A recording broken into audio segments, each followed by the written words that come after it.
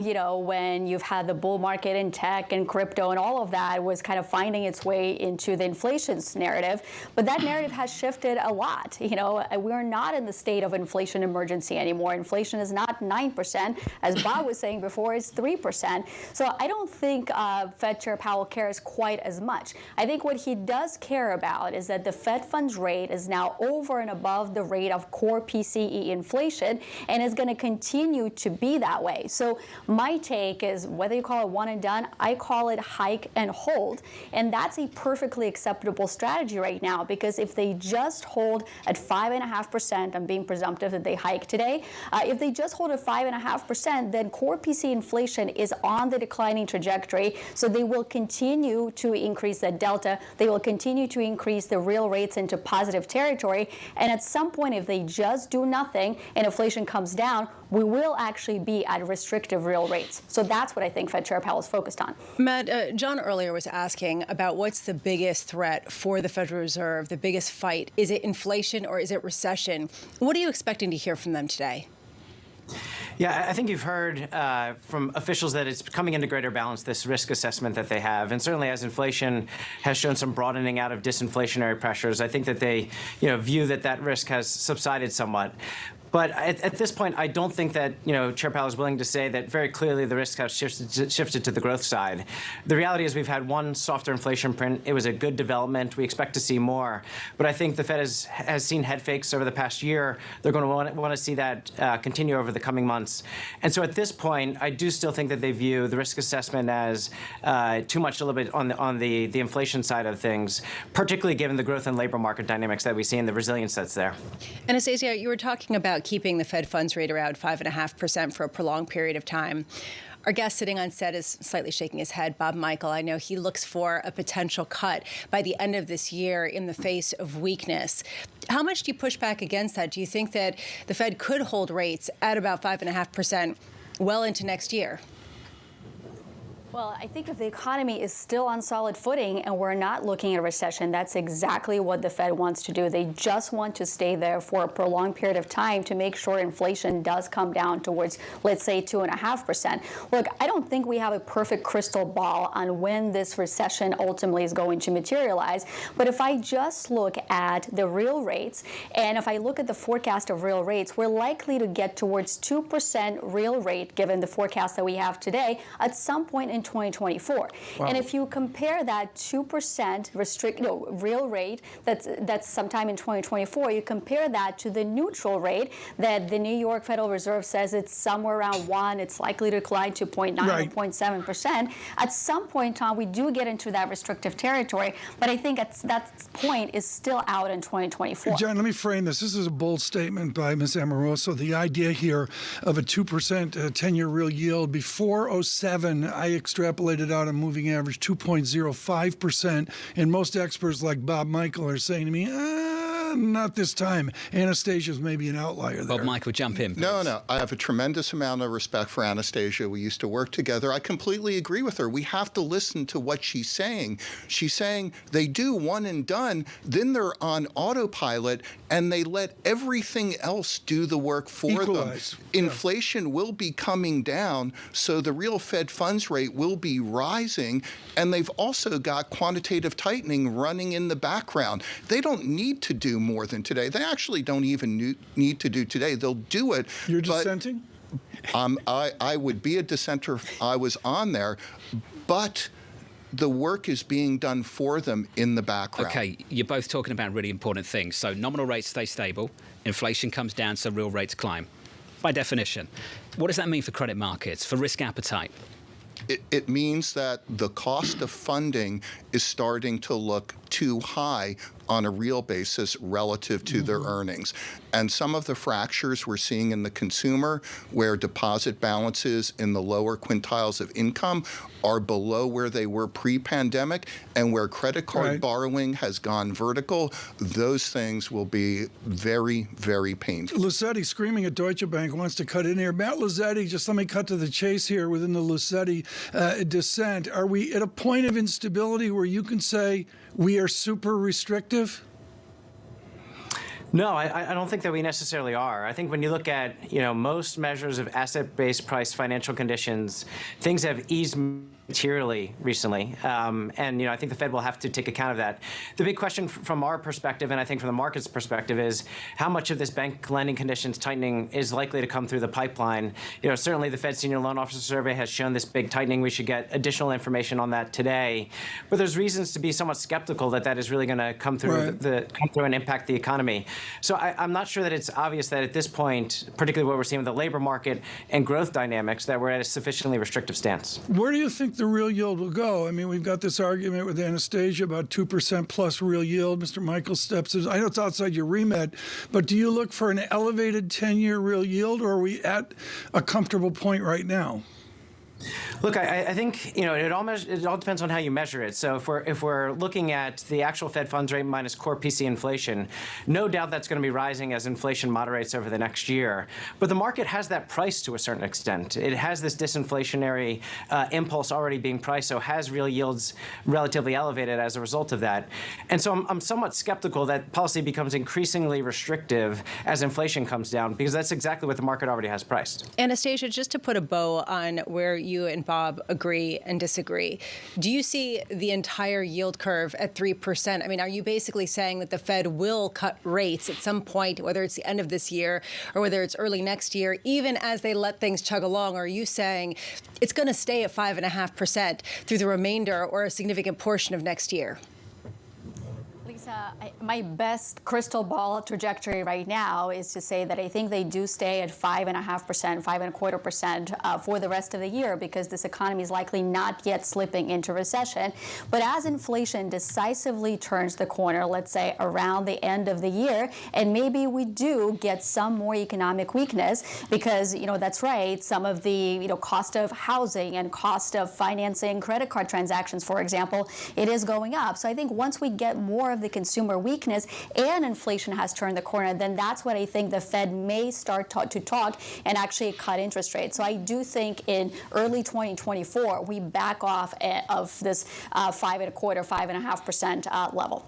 Who needs Twitter when you've got a Bloomberg terminal? Some of the feedback I'm getting right now. Here's one. Bob Michael should be nominated for the Fed. A market participant. Big hole since Kaplan left.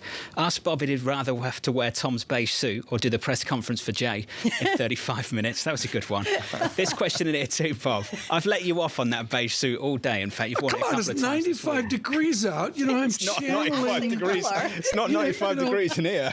Well, it's not in here, but it's like 'tis the season. I've let it go all week. Come on, I've played King nice. Charles wore one the other day. And then this one came through as well, just on the market, Bob, and I'd like your reaction to it. At what point do we realise this Fed is hand-holding and emboldened risk-taking? High yield spreads are near the tights of the year. The S&P 500 is something like in and around 5% from all-time highs. What would you say back to that? I think they've realized that, which is why in the last FOMC meeting, when you look at the summary of economic projections, they threw in the expectation of 2 additional rate hikes, even though they didn't hike rates at that actual meeting. I think it's also why they, like Matt, won't acknowledge the improvement in inflation, because they don't want the capital markets to run wild with that. They're going to maintain a hawkish bias until they get more comfortable that a full range of inflation metrics are within that 2% sphere. Matt, as we wait for this to drop in about 4 minutes' time, can we work through the statement together? You've got the first paragraph where they characterize growth and inflation. In the third paragraph, they talk about additional policy firming. I'm going through the statement from the last meeting. Matt, can we just start with that first paragraph? How do you think they'll characterize inflation? They say currently in the last meeting, inflation remains elevated. My first question would be, does that change? My second question would be on teeing up additional policy firming in the third paragraph. Would you expect that to change in any way, shape or form? Yes. So in the first paragraph, I think there's 2 things. They talk about robust jobs gains. There could be an argument that they change that, but I don't think they do at this point. I also don't think they change the inflation story either, description. I think that comes at the coming meetings if we get additional improvements. So by September, I think they can moderate that language. In terms of the forward-looking guidance language that we get, again, I don't expect that to change. Most officials expected another rate hike. I don't think that they want to send a very dovish message. At some point over the coming meetings, I think they focus on this higher for longer messaging, but I don't think they do that today because I think the market takes that as a signal that they are pausing. Hey, Matt, this was great. Matt Lazzetti there of Deutsche Bank alongside Anastasia Amoroso. Bob Michael, you're going to stick with us for a little bit. Let's work through that together. You wanted to jump in, I know. Your thoughts? Yeah, I was interested in, Matt thought they would do anything with the statement on banking remaining stable and resilient. I think that could come out. Would that mean anything? It would mean that we don't talk about it because it's not there. We stopped talking about it for the last 2 months. Right? Yeah, but if it's in there, people are going to wonder, why is it still in there? You don't think they're going to change anything in that first couple of lines on how they characterize inflation, even with the improvement we've seen over the last couple of months? Do you think 2 more prints down the road, on the 10th in August, on the 13th in September, is that enough information then to make a change at the back end of September? I think by then, the year-over-year will make it evident that they'll have to acknowledge that inflation has improved. TK, that's the runway into the September meeting. The runway into September, and I'd go beyond that to November and December as well. We were talking about this months ago. We're trying to get out 2 and 3 meetings on this. Most important thing I heard in this half hour of discussion is Mr. Michael talking about, hey, folks, forget about the parlor game. You know how much I hate it. There's this balance sheet dynamic as well, allowing for further restriction. The fact of the matter is, Tom, 3 months down the road, and to Bob's point, we're not even talking about the banking issues in the same way anymore, Bramo. And I remember those days we were talking about credit crunch, hard landing. I think the 2-year had dropped to about 350, went back through 5% in the last month or so. There's a feeling that we really don't know, and that the Fed's a bit gun shy to call one thing or another and to have conviction. For them to come out and say, yes, inflation has eased substantially, means that they could be setting up for another transitory moment at a time where you've gasoline starting to rear back up and you have housing markets that are continuing to bottom. I mean, this is some of the concerns that people have out there that could really filter into pricing. I got the CFO of General Motors on it the other day. I believe you were in Norway, Lisa. And he's got a $91,000 pickup truck he's trying to sell. I mean, it's the oddest America right now it's bizarre. I've ever seen. I got a $91,000 pickup. The first pickup truck Bob Michael had was what? That C10 you had? It would cost $1,800 and you could see through the floor, right? We are about 10 seconds away from that Federal Reserve decision, with your equity market shaping up as follows going into that. Equities right now just a little bit softer on the S&P 500. On the NASDAQ, we pull back just a touch with the decision. Here's Mike McKee. They raised rates. That's about it. Federal funds now at a range of 5.25% to 5.5%. That is the highest in 22 years. In their statement, Fed officials dropped the phrase about pausing to assess the state of the economy, replacing it with, the committee will continue to assess additional information and its implications for monetary policy. Future guidance was identical to June, leaving the door open to another rate move in the future. In determining the extent of additional policy firming that may be appropriate to return inflation to 2% over time, the statement repeats, the committee will take into account the cumulative tightening of monetary policy, the lags with which monetary policy affects economic activity and inflation, and economic and financial developments. The economic assessment is little changed. Activity has been expanding at a moderate pace, perhaps a little faster than the modest pace seen in June. Job gains remain robust, unemployment remains low, and inflation remains elevated. Tighter credit conditions are likely to weigh on economic activity, hiring, and inflation, but the extent of these effects remains uncertain, the statement says, and the committee remains highly attentive to inflation risks. No change to QT. The decision was unanimous. Conclusion, see you in September. Mike McKee. Get on vacation, seems to be the message from Chairman Powell and the team. Chairman Powell's got to speak in about 28 minutes' time, the news conference coming up. That statement, a bit of a snooze. So let's check out the price action off the back of it. It's one. Are they done? That was your rate hike from the Federal Reserve. Your equity market just a little bit softer still, trying to recover. We're down by about 0.2% on the S&P 500. On the NASDAQ, we're negative by 0.4%. The fate of the NASDAQ, of course, through the next week in the hands of earnings from Meta, Apple, Amazon, over the next 7 or 8 days or so. Outside of that, into the bond market, your 2-year yield coming in just a touch, just a little bit, fading after that decision. Now just about unchanged on the day, with the 2-year at 4.88. And if you turn to the FX market, market off the back of that, with yields just about unchanged. The dollar showing just a touch of weakness against the euro in response to this decision. Euro dollar at about 110.74. TK, a rate hike from the Federal Reserve. It's about the what's next. It always was. 22 years out, you go back, I believe the math is, to 2001. Joining us, Diane Swonk, Chief Economist, KPMG. Bob Michael continuing with us with JP Morgan. Diane, I'm going to just argue this, and I did this 2 days ago in a YouTube short showing the NASDAQ 100 decline of March of 2001.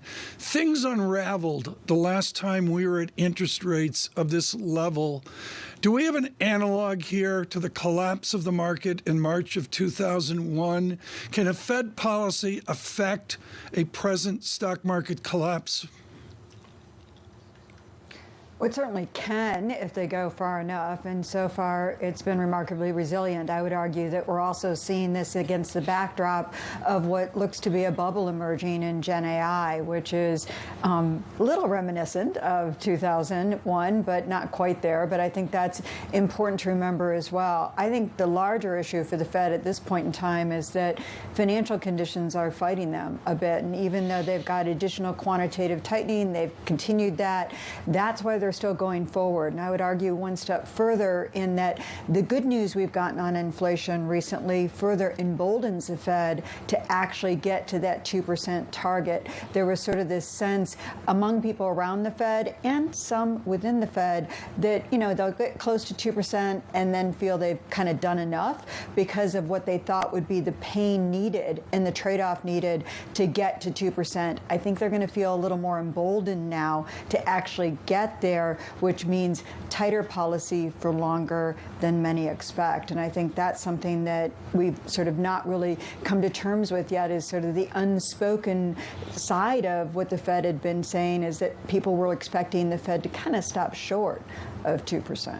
It seems like this is Operation Don't Make Waves. It seems like this was not a Fed looking to jawbone the markets into anything. This was the Fed trying to back into the shrubs and disappear. Diane, would you agree with that characterization? Is that sort of the goal for Fed Chair Jay Powell as he takes the helm of that press conference meeting in about 25 minutes? Well, certainly they didn't want to change their message. Whether or not that's fading into the background, I mean, given the easing in financial conditions that we've seen, particularly in recent months and in recent weeks, that's something the Fed that has to sort of be a bit concerning to the Fed. What they're worried about is not what the inflation data is going to be by September. They're worried about the end of the year seeing a potential acceleration, and that it's a bumpy sort of ride down to 2%, and that we go in fits and starts, and some of those mean an acceleration back up again. And that's what they're worried about. And anything that we see that's too much of an easing in financial markets, that's going to feed into that. Remember, bank credit is only about a third of all credit in the U.S. economy, although there are a lot of spillover effects, even in shadow banking industry for consumers, from the tightening that we're seeing in the banking sector. If you are just tuning in, welcome to the program. Fantastic lineup going into the news conference with Chairman Powell in about 25 minutes' time. We're talking to Diane Swonk and Bob Michael as well. Bob Michael of JP Morgan Asset Management are with us around the table in a studio. Bob, just initially, your reaction to that decision 5 minutes ago. I think it was exactly on expectations. They wanted to get the 25 basis points done. They didn't want to convey accidentally anything dovish. They reinforced that additional firming may be necessary, that inflation's elevated. They're trying to do exactly what Diane talked about, not give financial conditions a chance to ease further. But they are. The Bloomberg Financial Conditions Index, I believe it's 11 ratios. Michael Rosenberg invented it with his team. It still shows an accommodation that screams, I'm thinking of Hollenhorst, it's Citigroup, and others go the other way, including Ellen. The idea, where's the ammo for the next meeting to raise 25 beeps? What's the data that will drive that? I think they would need to see inflation start to tick up. Not stay stable or continue to decline like it's doing. That's the only reason I would think they would hike at the next meeting. I think by the time we get to the September meeting, inflation will have improved to a degree, and I think you'll see more labor market slack that they'll sit there and go, we've done plenty. Diane, what's your concern for the press conference, given the fact that Jay Powell has a penchant for being a bit more revealing than he'd like, eliciting the reaction that perhaps they were avoiding in the statement?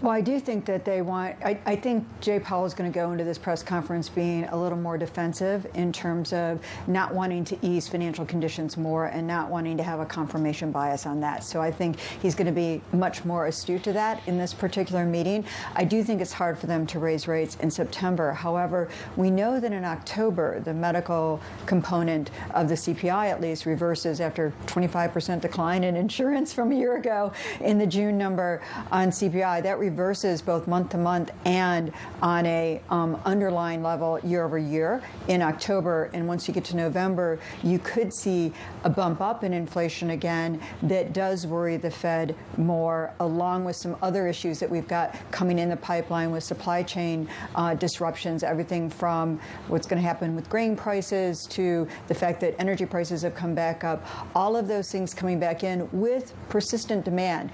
Further complicating September are strikes. We've got UAW maybe on strike by September. We have avoided the Teamsters strike, but the SAG strike has a lot of spillover effects, which has a potential of giving us a very strange August employment number that could even move to zero or into the red just because of the fallout effects on the industry. And I think those things are going to make it very difficult for the Fed to move in September. But September, they lay out their forecast again. And we'll get the view from there in terms of higher for longer, and do they expect one more hike? I think they're going to want to keep that in their pocket to be able to do it if they need to later in the year. Bob, Diane just laid out basically sticky inflation or stickier inflation, things that come back, whether it's the labor strikes or whether it's some of these year-over-year comps as supply chain issues rear their heads again, as well as a whole host of other issues, including gasoline. We mentioned that earlier, surging. What's your pushback to that, to all of these base effects that start to lose? That's not what I heard her say. What I heard her say, it's business as usual. Nothing's quite black and white. Everything's mixed. We look at a lot of things in here, and what you're betting on is if wages still remain elevated, that companies will be able to pass along those price increases to consumers. We're seeing that they're not able to do that to the degree they were able to. Consumers are pushing back, they're going down brand. We've also looked at wages quite a bit, and we looked at a lot of them. We looked at unit labor costs, we looked at the employment cost index, we looked at average hourly earnings. We took 6 of them, we weighted them, and we came up with the peak in wage gains was last year. It was just about 6%. Today, it's just under 4%. 3.5% wage gains is what the Fed and Chair Powell have indicated to us is fairly neutral. They're not that far off. It's going in that direction. Prices may go up for certain things, but what we're seeing from the consumer is they'll just cut back spending somewhere else. Let's talk about this cumulative tightening and pull out a quote from the statement from the Federal Reserve, which on the surface of things sounds pretty boring. It reads like follows. In determining the extent of additional policy firming that may be appropriate to return inflation to 2% over time, the committee will take into account the cumulative tightening of monetary policy, the lags, and that's the key word I want to fix in on, the lags with which monetary policy affects economic activity and inflation. Neil Dutta, one of my favourites out there over at Renmax, saying this: the Fed is wedded to the long and variable lags hypothesis. After 18 months, we have seen home prices accelerate, stock prices accelerate, auto sales accelerate, and layoffs sink. Long and variable lags is a concept that might be outliving its usefulness. Diane Swonk, I know you've got to run, but I'd love your input on this debate. What are your thoughts on that? You know, I think actually the lags are much longer than the Fed actually thought. The Fed really had gone into this tightening cycle thinking that there was almost a real-time reaction function, that the lags had shortened, and they were wrong. And in fact, what we saw is this mortgage winter where people won't move out of selling their 3% mortgage home or listing it, or they've already paid off their mortgage and they can't afford to go into a higher rate. The transmission mechanism on monetary policy was blunted. That doesn't mean it doesn't eventually hit, but it has elongated the lags. And I think the Fed is worried about that the lags are still out there. And that's, again, why you don't move in September, because you could see more headwinds, as we talked about earlier, in terms of, credit market tightening, what consumers face, rejection rates on everything from consumer credit cards, mortgage rates, and mortgages and vehicle loans have all soared. Now, they've soared over a period since 2013 on vehicle side to record high levels, but we don't know historically if that's really where we're at. But I do think it is important to note that there is some things the Fed is going to be watching for to see how much does this slow down the economy going forward. Diane Swonk of KPMG. Diane, thank you, as always. Wonderful to get you to weigh in on a Fed decision which came out about 12 or 13 minutes ago. 25 basis point rate hike. Bob, you were listening to that conversation. Can't you make the argument just as easily as saying policy lags are really long by also just saying they're also really short? They're long and variable is what they are. Are they?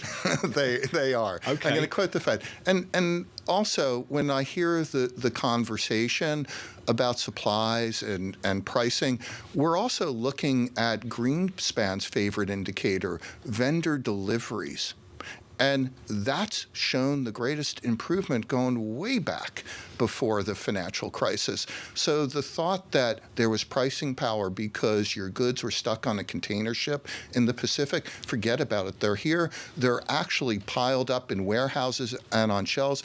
And when you look at inventory to sales, they're off the charts high. The only way to clear them in an environment where the consumer is clearly cutting back, going down brand, and is stretched, is to cut prices. That's good. Can you say the same thing about services? We'll see. I think so. Isn't that the big question, though? Forget the goods argument. I think so. I think just the cost to finance travel, leisure, all of those things on your credit card, which is what is happening. That's why revolving credit usage has gone up so much.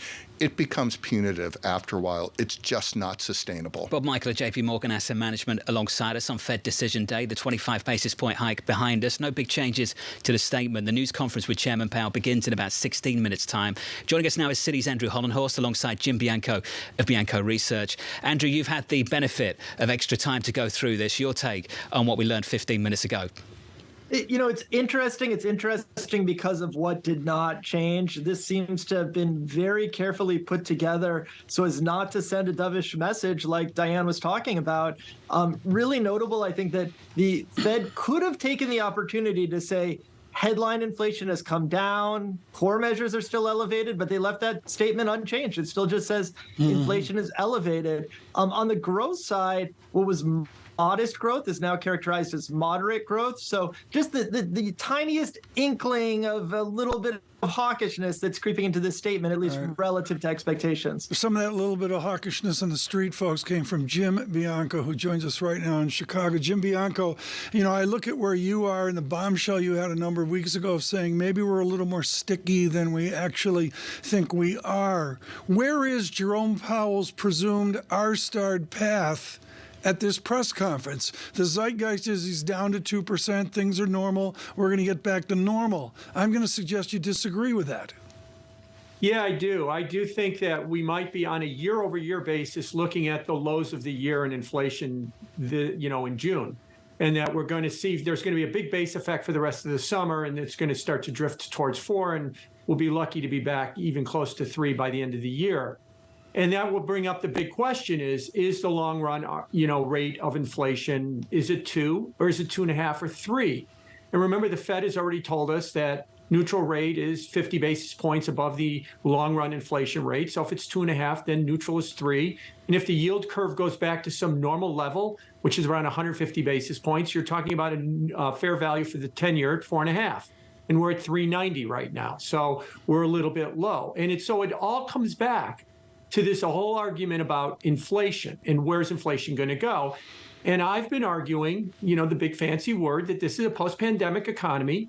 That means that all the models on how inflation are going to work haven't worked since 2020, and we have to write some new models on how it's going to work. Work from home being one big thing about how major that the labor market has changed, and a lot of other things too, like with the supply chain. And I think we're going to wind up with stickier inflation. And Lisa, this is critical because this is what our booking team, we've got the morning crew and the afternoon crew that do it 24/7 for us. And to see the setup here of Hollenhorst, Michael, and Bianco and the collegial disagreements they have is the heart of the matter and how it rolls back over into whatever we're going to make or lose in the stock market. Which is the reason why I'm kind of shocked that this was an 11-0 decision. There was no dissent. I agree with that strongly. Given the fact that there are such divergent opinions. This delusion of unanimity is just, I don't know, the British do this better than we do. Well, I guess that's what I would ask you, Andrew. Do you think that it undermines the Fed to have unanimity at a time where there clearly is not unanimity in markets or on the Fed? Look, I share with you the surprise that we would have no differences of opinion at this point. I think Powell has been somewhat masterful in terms of getting these decisions to be unanimous.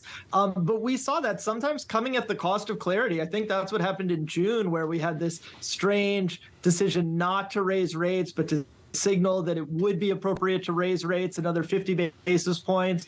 So as you try to keep that committee together and get unanimity, it's a little bit troubling in terms of getting clarity in terms of the communication. Bob, your take on this in terms of whether it's helpful or harmful to have unanimity at a junction that is clearly so fraught with disagreement on the street and at the Fed? I don't think the unanimity is the accurate portrayal of what actually occurred in the meeting. And I'm dying for Bullard to go into public life into private life so that we can ask him these questions. I think what they did is they locked arms. As Diane's pointed out many times, they are concerned about financial conditions easing. This is another way to try to stop that from happening. I look, Bob, at this. I can just see you with a speech with Bullard down in Purdue. What a debate that would be right now as he moves from the St. Louis Fed to Purdue. That goes to the dots and the dispersion. This was a Fed. Let's be, for those that don't keep score on this, like I don't keep score on this, was this a dot-free meeting? How important is the setup to the next dispersion, the next theater of dots? Or are we beyond that? We're living in an AI world now. What are we doing? Not doing dots and summary of economic projections at every meeting. Let's do it and indicate more about what the Fed is thinking. I think you want more transparency. I if you're going just to do it, want to know, and I think one of particularly, not usually, but after the last meeting, we've all talked about what were they doing? They didn't hike in June, but they indicated another 50. That was odd. If I were Mike McKee, I would ask Chair Powell, what about the dots in the summary of economic projections from the last meeting? Do you still stand by those, or would have anything changed? Well, it's unclear which dot belongs to which policymaker. Bostic might have been one of those that would dissent today. Bostic doesn't have a vote on the committee at the moment. Bullard doesn't have a vote on the committee either. The Board of Governors, that would be where my issue is, because the Board of Governors, even if they believe that they shouldn't be doing one thing, they all vote as a committee, as one. So I just wonder, Andrew, how much we should read into the lack of dissent at today's meeting, and that maybe the September one is the one where it gets a little bit more fiery. Yeah, I think it's definitely the case that there's a lot more going on behind the scenes here in terms of some disagreement. We saw some of that in the minutes to the June meeting. So there are real differences of opinion. And I think, like Diane, like the others were talking about earlier, this could really get interesting in September. In September, they'll have to make a decision. First, whether to hike rates. I think they probably won't because the inflation data has been softer. But then what do you do with those dots? Are you still showing that you're going to hike again this year? That would imply a hike in November. Are you then indicating that that's the last hike of the cycle if we see inflation picking up further? And I think that the risks are that it will as we get towards the end of the year. So it gets really tricky as they get to that September meeting. And then December, dots again. Are you showing no further hikes? Are you showing cuts? What do financial conditions do with that?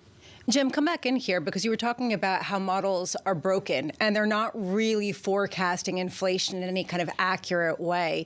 What is the compass for the Fed? Do we have a clear sense of what data dependency means in the post-pandemic era, or suddenly the data is not a reliable forward-looking indicator?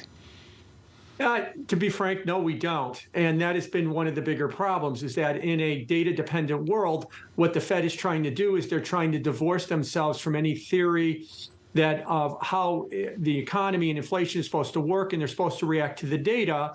And then we get what we've had in the last 2 months. They paused in June.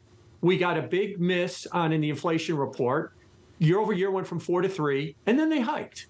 And so I'm not exactly sure why they paused and why they hiked and what they're going to do next based on their recent action, which is why I would underscore what Bob said, that, Mike McKee's got to ask, what are you doing? And what is driving these decisions? You pause, and then we get good inflation data, and then you hike. So there's a big confusion going on out there right now. And it's all part of the modeling that we've seen in the market. It's been very difficult to figure it out. I want to set up one question here and give it back to John to get to the press conference in 6 minutes. I want to go to Bianco, and then Hollenhorst, and then Michael here. I want to know your 12-month forward real GDP, as you also violently disagree on inflation. Jim Bianco, 12 months forward real GDP. What's the statistic? About 1.25 or so. Okay, Hollenhorst? I think we will have seen a decline. I think we'll have seen a recession by then, so we'll be sub 1% GDP. Feroli, Kasman, what do they say? We'll fold it in. I think we'll have passed through -1.5% to -2% real GDP. This is not, John, in the American zeitgeist right now. The combination of those three opinions wrapped around their different inflation outlooks, this is removed from Meta, removed from Google. We can't let them go just yet, Tom. There's still 7 minutes before the... No, I know, but you're going to, I got to get back to Tottenham. I'm just trying to see what the future is. You just want me to speak for 7 minutes now until the news conference. Read about Tottenham. As you were talking about that, I was noticing Mercedes-Benz raised their full-year guidance. I'm just sitting here thinking, hike again, 50 basis points. Mercedes still getting it done. Coca-Cola too. Yeah, Jim, let's talk about that, though. In all seriousness, who's paying these high rates? Where are they biting? That's a good question. I think that they're biting at the business level, that they're wanting up to pay higher rates. They're definitely biting at the residential real estate level. You've seen a wholesale change in the way that the residential real estate market, existing homes don't move, and we've been trying to fill the gap with new construction because we've got a multi-year low in the volume of existing homes. So they've been biting there as well. Where they're not biting, by the way, seems to be in the cost of capital in the stock market. That doesn't seem to be bothered by it at all. So it's unclear as to where it is. And that might be leading to an idea that maybe all we've done with a 500 basis point plus rise in rates is just pretty much track neutral. And we're not really that restrictive, which is why we're not seeing these high rates hurt the economy as much as we thought. Bob Michael, what would you say back to that? I think it's biting in a lot of places. I think it is biting in the corporate world. You look at bank loans, defaults are rising pretty sharply. You look at the private credit markets, talk to people in there are real tremors there about what's happening in terms of exchanges and extensions. You start looking at, we didn't talk about central business district office space. That's still out there, unoccupied. That's owned in places. We saw that in Goldman's earnings. That has yet to be reconciled. So it's biting hard. We talked a lot about the consumer. They are really struggling. Would you like to talk more about Goldman earnings? No, take a pass on that. I thought you might. Andrew Hollenhorst. Bob went there. Hollenhorst. Bob went there. Come on. Bob went there. I said Goldman. No. Andrew, I think we need to spend a bit more time talking about this. Just how much of the disinflation that we've seen recently is a consequence of the tightening cycle of the last year? How do you know? How do you identify that kind of thing? Well, I think that's partly why the Fed's in a little bit of a difficult position here, because they've taken some credit for some disinflation that they did not have a lot to do with, which is the decline in energy prices, which is the decline in food prices. And then we're seeing, as we head into this meeting, we're having very large daily increases in gasoline prices. So it's certainly not going to feel to a lot of people like inflation really has been conquered. Now, somewhere where they do have a direct effect is on the housing sector, shelter inflation. And again, though, I would raise a caution there that we're kind of in this narrative that shelter prices are slowing, and they are. There's a lag that's introduced into the way that the data are put together. So those shelter prices will slow in official inflation statistics, but look at the reading from Case-Shiller. Look at what we're seeing in the real-time housing price data.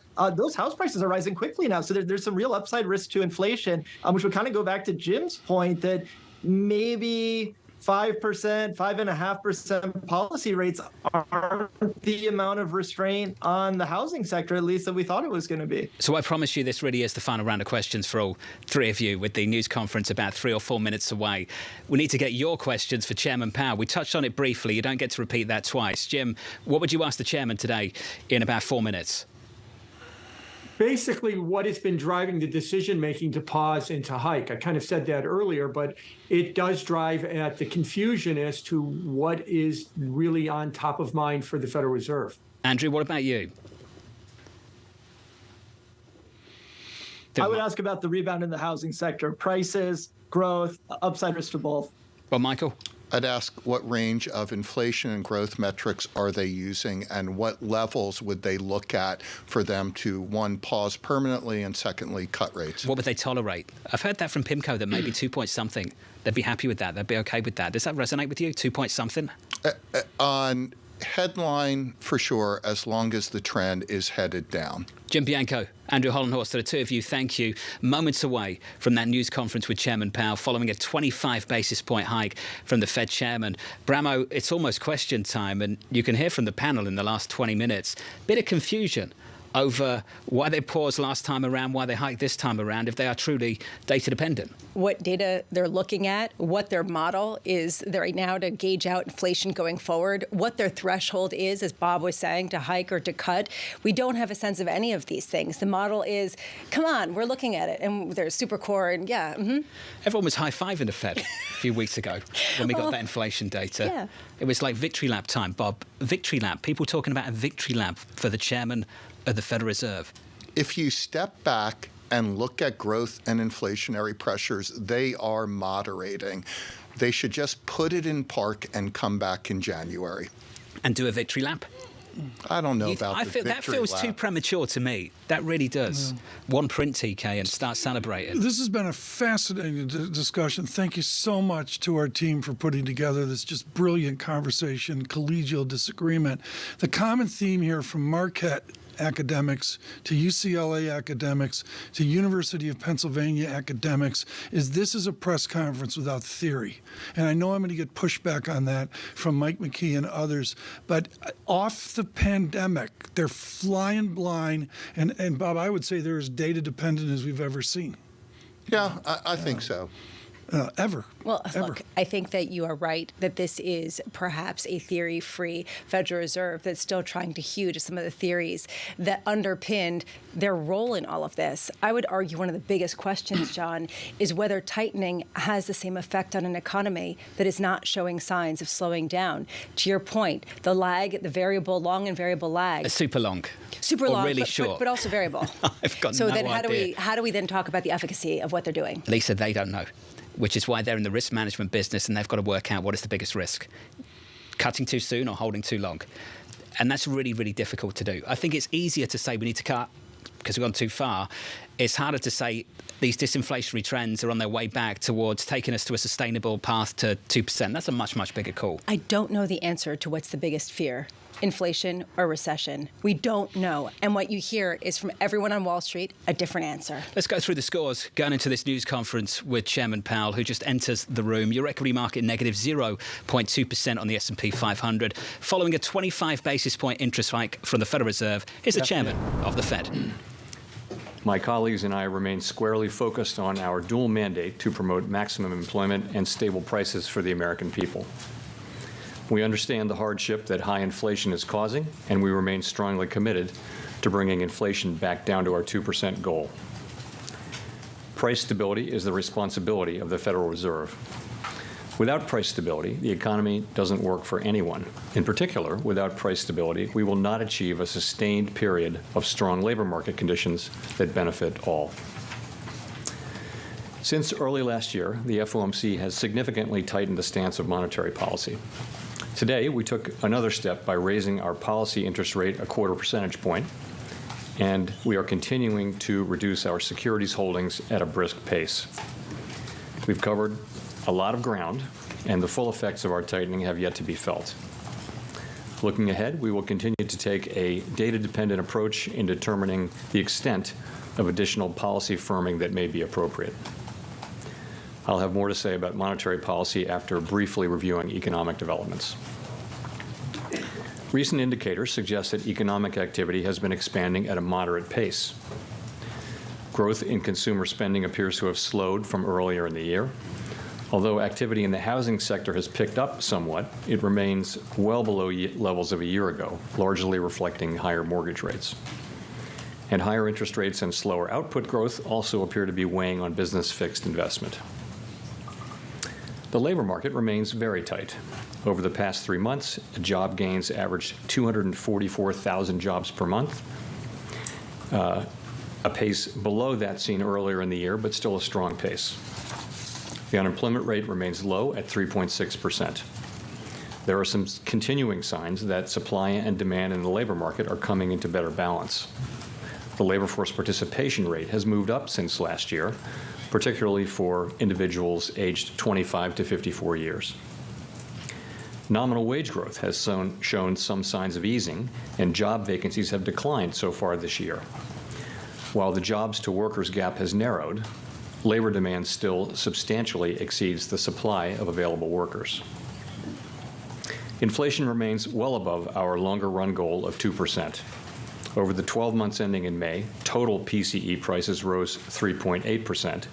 Excluding the volatile food and energy categories, core PCE prices rose 4.6%. In June, the 12-month change in the Consumer Price Index, or CPI, came in at 3.0%, and the change in the core CPI was 4.8%. Inflation has moderated somewhat since the middle of last year. Nonetheless, the process of getting inflation back down to 2% has a long way to go. Despite elevated inflation, longer-term inflation expectations appear to remain well anchored, as reflected in a broad range of surveys of households, businesses, and forecasters, as well as measures from financial markets. The Fed's monetary policy actions are guided by our mandate to promote maximum employment and stable prices for the American people. My colleagues and I are acutely aware that high inflation imposes significant hardship as it erodes purchasing power, especially for those least able to meet the higher cost of essentials like food, housing, and transportation. We're highly attentive to the risks that high inflation poses to both sides of our mandate, and we are strongly committed to returning to inflation to our 2% objective. At today's meeting, the committee raised the target range for the federal funds rate by a 1/4 percentage point, bringing the target range to 5.25% to 5.5%. We are also continuing the process of significantly reducing our securities holdings. With today's action, we've raised our policy rate by 5.25 percentage points since early last year. We have been seeing the effects of our policy tightening on demand in the most interest rate sensitive sectors of the economy, particularly housing and investment. It will take time, however, for the full effects of our ongoing monetary restraint to be realized, especially on inflation. In addition, the economy is facing headwinds from tighter credit conditions for households and businesses, which are likely to weigh on economic activity, hiring, and inflation. In determining the extent of additional policy firming that may be appropriate to return inflation to 2% over time, the committee will take into account the cumulative tightening of monetary policy, the lags with which monetary policy affects economic activity and inflation, and economic and financial developments. We will continue to make our decisions meeting by meeting based on the totality of the incoming data and their implications for the outlook for economic activity and inflation, as well as the balance of risks. We remain committed to bringing inflation back to our 2% goal and to keeping longer-term inflation expectations well anchored. Reducing inflation is likely to require a period of below-trend growth and some softening of labor market conditions. Restoring price stability is essential to set the stage for achieving maximum employment and stable prices over the longer run. To conclude, we understand that our actions affect communities, families, and businesses across the country. Everything we do is in service to our public mission. We at the Fed will do everything we can to achieve our maximum employment and price stability goals. Thank you, and I look forward to your questions. Steve. Mr. Chairman, thank you. You have, I think, a couple times in your opening remarks talked about this language in determining the extent of additional policy firming that may be appropriate. Should we take that to mean that additional hikes are likely on the way? And should we also believe that all future meetings, say September and November, are live, or are you in a every other meeting mode? Thank you. So we haven't made a decision to go to every other meeting. It's not something we've looked at. We're going to be going meeting by meeting, and as we go into each meeting, we're going to be asking ourselves the same question. So we haven't made any decisions about any future meetings, including the pace at which we'd consider hiking. But we're going to be assessing the need for further tightening that may be appropriate. You read the language, to return inflation to 2% over time. I would say that the intermeeting data came in broadly in line with expectations. Economic activity remained resilient. Job creation remained strong while cooling a bit. And the June CPI report actually came in a bit better than expectations for a change. And the June CPI report, of course, was welcome, but it's only one report, 1 month's data. We hope that inflation will follow a lower path, it will be consistent with the CPI reading, but we don't know that, and we're just going to need to see more data. So what are we going to be looking at? Really, it will be the whole broader picture, and starting with, we're looking for moderate growth, right? We're looking for supply and demand through the economy coming into better balance. Including in particular in the labor market. We'll be looking at inflation, and we'll be asking ourselves, does this whole collection of data, do we assess it as suggesting that we need to raise rates further? And if we make that conclusion, then we will go ahead and raise rates. So that's how we're thinking about the next meeting, and how we're thinking about meetings going forward potentially. But we're now mainly thinking about the next meeting. I will also say, since we're talking about it, between now and the September meeting, we get 2 more job reports, 2 more CPI reports. I think we have an ECI report coming later this week, which is Employment Compensation Index, and lots of data on economic activity. All of that information is going to inform our decision as we go into that meeting. I would say it is certainly possible that we would raise funds again at the September meeting if the data warranted. And I would also say it's possible that we would choose to hold steady at that meeting. We're going to be making careful assessments, as I said, meeting by meeting. And I'll close by saying we've raised the federal funds rate now by 525 basis points since March 2022. Monetary policy, we believe, is restrictive and is putting downward pressure on economic activity and inflation.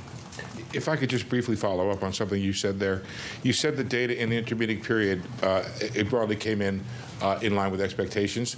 Does that mean there's unlikely to have been a change in the overwhelming outlook of the committee that 2 more hikes are necessary? I'm just going to go back to what I said. That's the question. We have 8 weeks now until the September meeting, and all that data that I recited, we're going to be looking at all of that and making that assessment then. And it really, we did have the one good reading, and of course we welcome that, but it's just one reading, as everybody knows. And we've seen this before in the data. Many forecasts call for rates for inflation to remain low, but we just don't know that until we see the data. So we'll be focusing on that. Gina. Thank you. Thanks for taking our questions, Chair Powell. Obviously, you upgraded the language around growth in the statement today. We've seen the Barbie movie numbers. We've seen everyone going to Taylor Swift concerts this summer. It seems like the American consumer is in pretty good shape. And it does seem like growth is sort of picking back up a little bit, or at least doing well. And I wonder, from your perspective, if that continues, if we see growth not just stabilizing, but performing well this summer, is that a problem because it's inflationary, or is it good news because it suggests that a soft landing is more likely? Just how are you thinking about that sort of trajectory? Yeah, so I would say it this way. The overall resilience of the economy, the fact that we've been able to achieve disinflation so far without any meaningful negative impact on the labor market, the strength of the economy, overall, that's a good thing. It's good to see that, of course. It's also, you see consumer confidence coming up and things like that. That will support activity going forward. But you're right, though. At the margin, stronger growth could lead over time to higher inflation, and that would require an appropriate response from monetary policy. So we'll be watching that carefully and seeing how it evolves over time. Neil. Thanks, Chair Powell. Neil Irwin from Axios. So as you referenced earlier, in the intermeeting period, soft CPI, jobs reports, still strong but moderating, JOLTS looked good. So if you're data dependent, why not pause again? Why not stay on hold? Why not take another meeting off when the data was at least cutting in the direction you want to see? So if you go back to what we're trying to do here, we're trying to achieve a stance of policy that's sufficiently restrictive to bring inflation down to 2%. At the last meeting, we wrote down our individual estimates of that what that would take, and the median of that was an additional 2 rate hikes.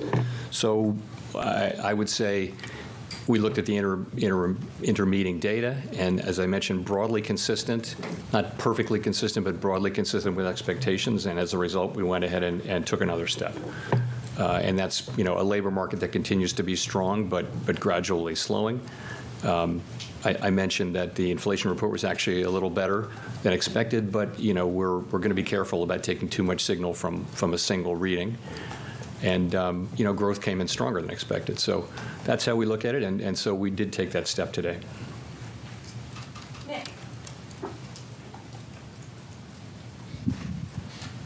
Nick Timmeros of the Wall Street Journal. Chair Powell, markets widely believe the median FOMC participants' inflation forecast from June for the fourth quarter of this year will be too high, given autos and shelter, and that by September that may warrant a downward revision in the inflation forecast of 20 to 30 basis points.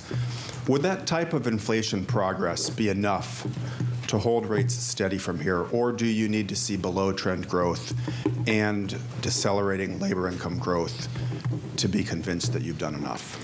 So it's hard to pick the pieces apart and say, how much of this and how much of that. We'll be looking at everything, and we'll be looking to see whether the signal from June CPI is replicated or the opposite of replicated, or whether it's somewhere in the middle. We'll be looking at the growth data. We'll be looking at the labor market data very closely, of course, and making an overall judgment about that. It's the totality of the data, I think, but with a particular focus on making progress on inflation. If I could follow up, last month you said there were benefits to moderating the pace of increases because it would give you more information to make decisions. Would another CPI report like the one we just had in June allow you to at least maintain that slower pace and defer until the fall any decision on whether you need that second rate hike? So I'm just going to tell you again what we're going to do in September. We're going to look at 2 additional job reports, 2 additional CPI reports, lots of activity data. And that's what we're going to look at, and we're going to make that decision then. And that decision could mean another hike in September, or it could mean that we decide to maintain at that level. And again, the question we're going to be asking ourselves is the overall signal one that we need to do more, that we need to tighten further? And if we get that signal whenever we get it, then, and that's the collective judgment of the committee, then we will move ahead. If we don't, then we'll have the option of maintaining policy at that level. But it's really dependent so much on the data, and we just don't have it yet. Chris. Hi, Chris Rugaber at Associated Press. So consumer confidence in the economy is rising, likely in large part because of the declines in headline inflation. You also see wages are also rising faster than prices now, after trailing them for a long time. How much are Americans truly harmed by inflation at its current level, headline level of 3%? And with that in mind, when do you put some weight back on the employment side of the dual mandate? So I guess I'd say it this way. First, it is a good thing that headline inflation has come down so much, because that's really what the public experiences. And I would say that having headline inflation move down that much almost creates it will strengthen the broad sense that the public has that inflation is coming down, which will in turn, we hope, help inflation continue to move down. So you were really, sorry, what your question was? Well, I mean, you've talked for many press conferences now about the harm created by inflation, how hard it is for people. So how much of that are we still seeing with inflation now down at 3? So I guess I would put it this way. I'd say it this way. It's really a question of how do you balance the 2 risks, the risk of doing too much or doing too little. And, I would say that we're coming to a place where there really are risks on both sides. It's hard to say exactly whether they're in balance or not, but as our stances become more restrictive and inflation moderates, we do increasingly face that risk. But we need to see that inflation is durably down that far. As you know, we think, and most economists think, that core inflation is actually a better signal of where headline inflation is going, because headline inflation is affected greatly by volatile energy and food prices. So we would want core inflation to be coming down, because that's what we think core is signaling where headline's going to go in the future. And core inflation is still pretty elevated. There's reason to think it can come down now, but it's still quite elevated. And so we think we need to stay on task, and we think we're going to need to certainly hold policy at a restricted levels for some time, and we need to be prepared to raise further if we think that's appropriate. Well, and then if inflation were to, just a quick follow, if it stays at 3 or drops even a little bit more, how much of an increase in unemployment do you think is acceptable to get that last bit of inflation? People are talking about the potential difficulty of the so-called last mile of inflation. So how much unemployment do you think is justified to get down that last? So it is a very positive thing that actually the unemployment rate is the same as it was when we lifted off in March of 22 at 3.6%. So that's a real blessing, and that we've been able to achieve some disinflation. And we don't seek to, it's not that we're aiming to raise unemployment, but I would just say the historical record, we have to be honest about the historical record, which does suggest that when central banks go in and slow the economy to bring down inflation, the result tends to be some softening in labor market conditions. And so that is still the likely outcome here. And we hope that that's as little as possible. We have to be honest that is the likely outcome. The worst outcome for everyone, of course, would be not to deal with inflation now, not get it done. Whatever the short-term social costs of getting inflation under control, the longer-term social costs of failing to do so are greater, and that the historical record is very, very clear on that. If you go through a period where inflation expectations are not anchored, inflation is volatile, it interferes with people's lives and with economic activity, and that's the thing we really need to avoid and will avoid. Go to Michael McKee. At this point, you say the policy is restrictive, but all year long we have seen growth surprise to the upside, unemployment to the downside, and inflation lately to the downside. So I'm wondering, by definition, should you be restrictive enough right now under these conditions? Do you think you might need to do more? Because I'm curious about what you see as inflation dynamics now. Is the economy still moving in a direction where it creates more inflation? People talk about base effects and higher energy costs, and now we have some large labor settlements. Or is the economy disinflating, and you're able to go back to the old Fed policy of opportunistic disinflation? So I'll just say, again, the broader picture of what we want to see is we want to see easing of supply constraints and normalization of pandemic-related distortions to demand and supply. We want to see economic growth running at moderate or modest levels to help ease inflationary pressures. We want to see continued restoration of supply and demand balance, particularly in the labor market, and all of that should lead to declining inflationary pressures. Now, what we see is those pieces of the puzzle coming together, and we're seeing evidence of those things now. But I would say that what our eyes are telling us is that policy has not been restrictive enough for long enough to have its full desired effects. So we intend, to keep policy restrictive until we're confident that inflation is coming down sustainably toward our 2% target, and we're prepared to further tighten if that is appropriate. And we think the process, still probably has a long way to go.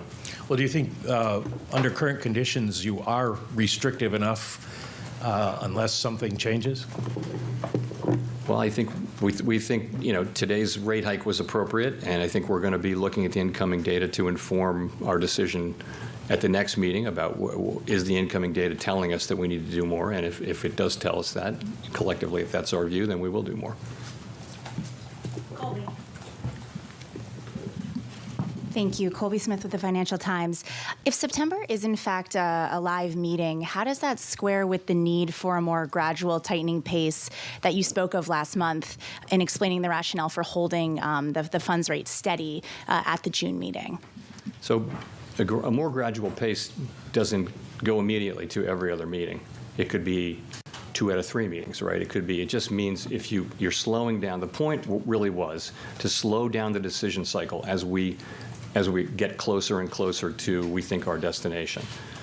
And I wouldn't want to go automatically to every other meeting because I just don't think I think it's not an environment where we want to provide a lot of forward guidance.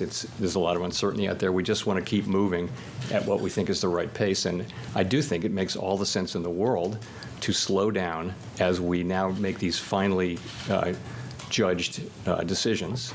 And so that's what we did. And so I think it's possible, I mentioned before, it's possible that we would move at consecutive meetings. We're not taking that off the table, or we might not. It's really going to depend on what the data tell us. That's the best we can do.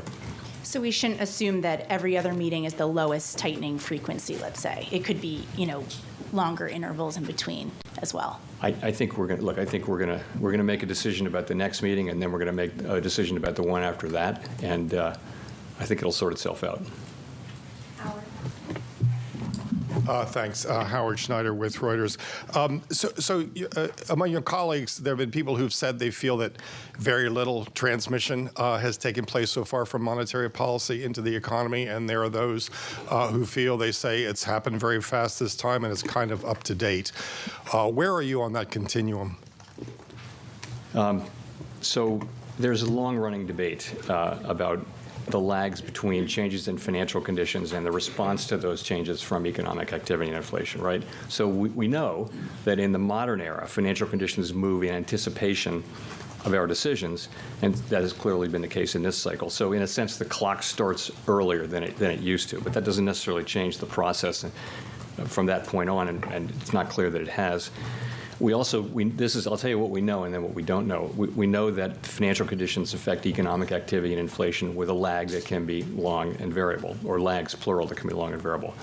A lot of uncertainty around the length of the lags, and by the way, that's just one component of the broader uncertainty that we face. So I'll tell you how I think about this.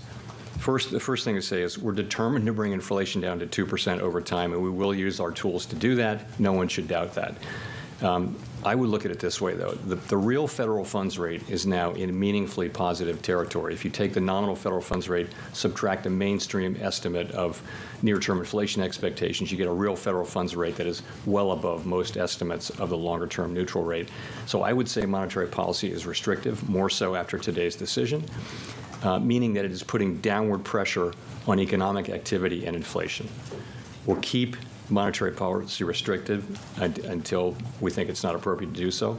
So that's how I think about it. I mean, if I sum it up, I would say we've come a long way. We are resolutely committed to returning inflation to our 2% goal over time. Inflation has proved stronger than we and other forecasters have expected. And at some point that may change. We have to be ready to follow the data, and given how far we've come, we can afford to be a little patient as well as resolute as we let this unfold. On the credit side, I'm wondering if you saw anything in the latest SLOOS data that made you think you're getting a quantum of credit contraction beyond what you'd expect. The bank lending data really is the growth rates edging down towards and heading below zero, which is usually a recession indicator. So I guess the SLOOS will come out early next week, and I would just say it's broadly consistent with what you would expect. You've got lending conditions tight and getting a little tighter. You've got weak demand, and it gives a picture of pretty tight credit conditions in the economy. I think it's really hard to tease out how much of that is from this source or that source, but I think what matters is the overall picture is of tight and tightening lending conditions, and that's what this SLOOS will say. Rachel. Hi, Chair Powell. Rachel Siegel from The Washington Post. Thanks for taking our questions. Could you break down the reasons why inflation has fallen and what share of that credit you would give to factors that don't stem directly from rate hikes or that might be within your control at all, like easing supply chains and a drop in energy prices over the past year? Yeah. So, interesting question. So, let me start by saying that the inflation surge that we saw in the pandemic resulted from a collision of elevated demand and constrained supply, both of which followed from the unprecedented features of the pandemic and the response from fiscal and monetary policy.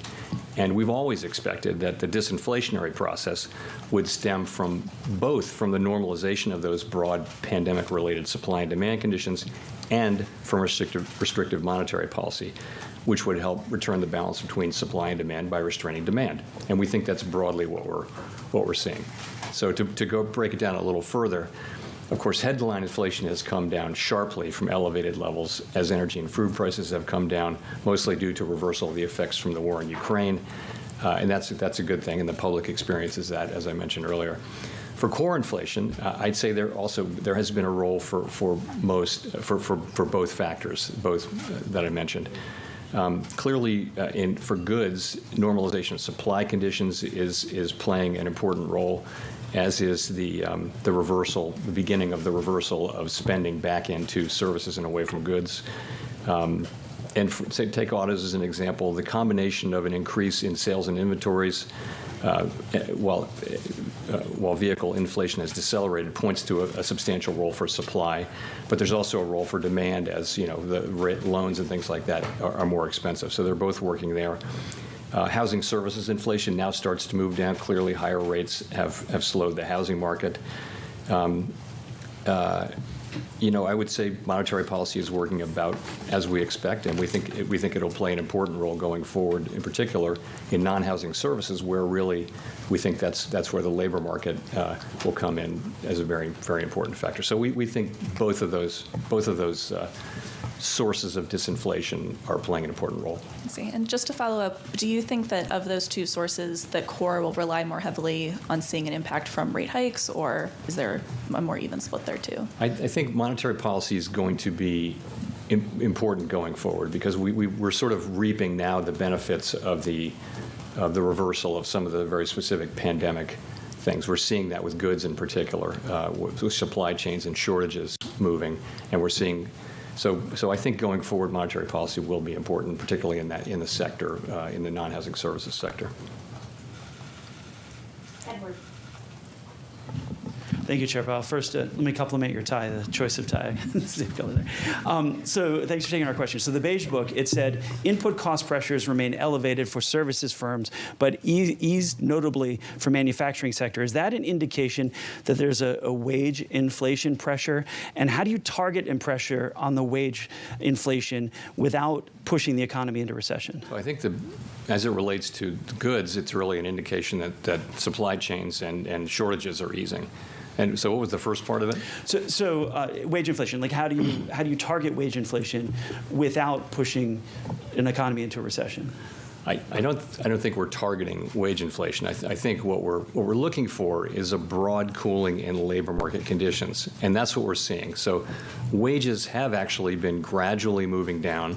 They're still at levels that would be consistent over a long period of time with 2% inflation. Nonetheless, we're making progress there. And by so many indicators, labor market demand is cooling. You can look at surveys by workers and businesses who see that. You can look at the quits rate normalizing. You can look at job openings coming down.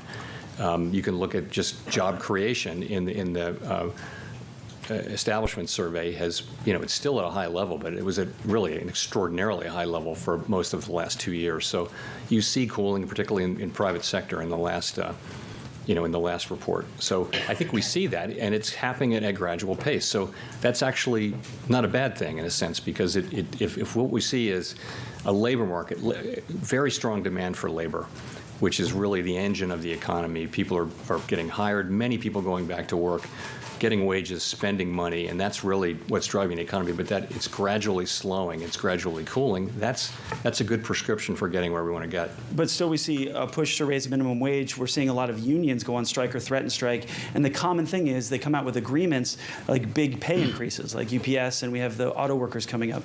Are you concerned then about a trend of series of big unions, these contract pushing wage inflation then?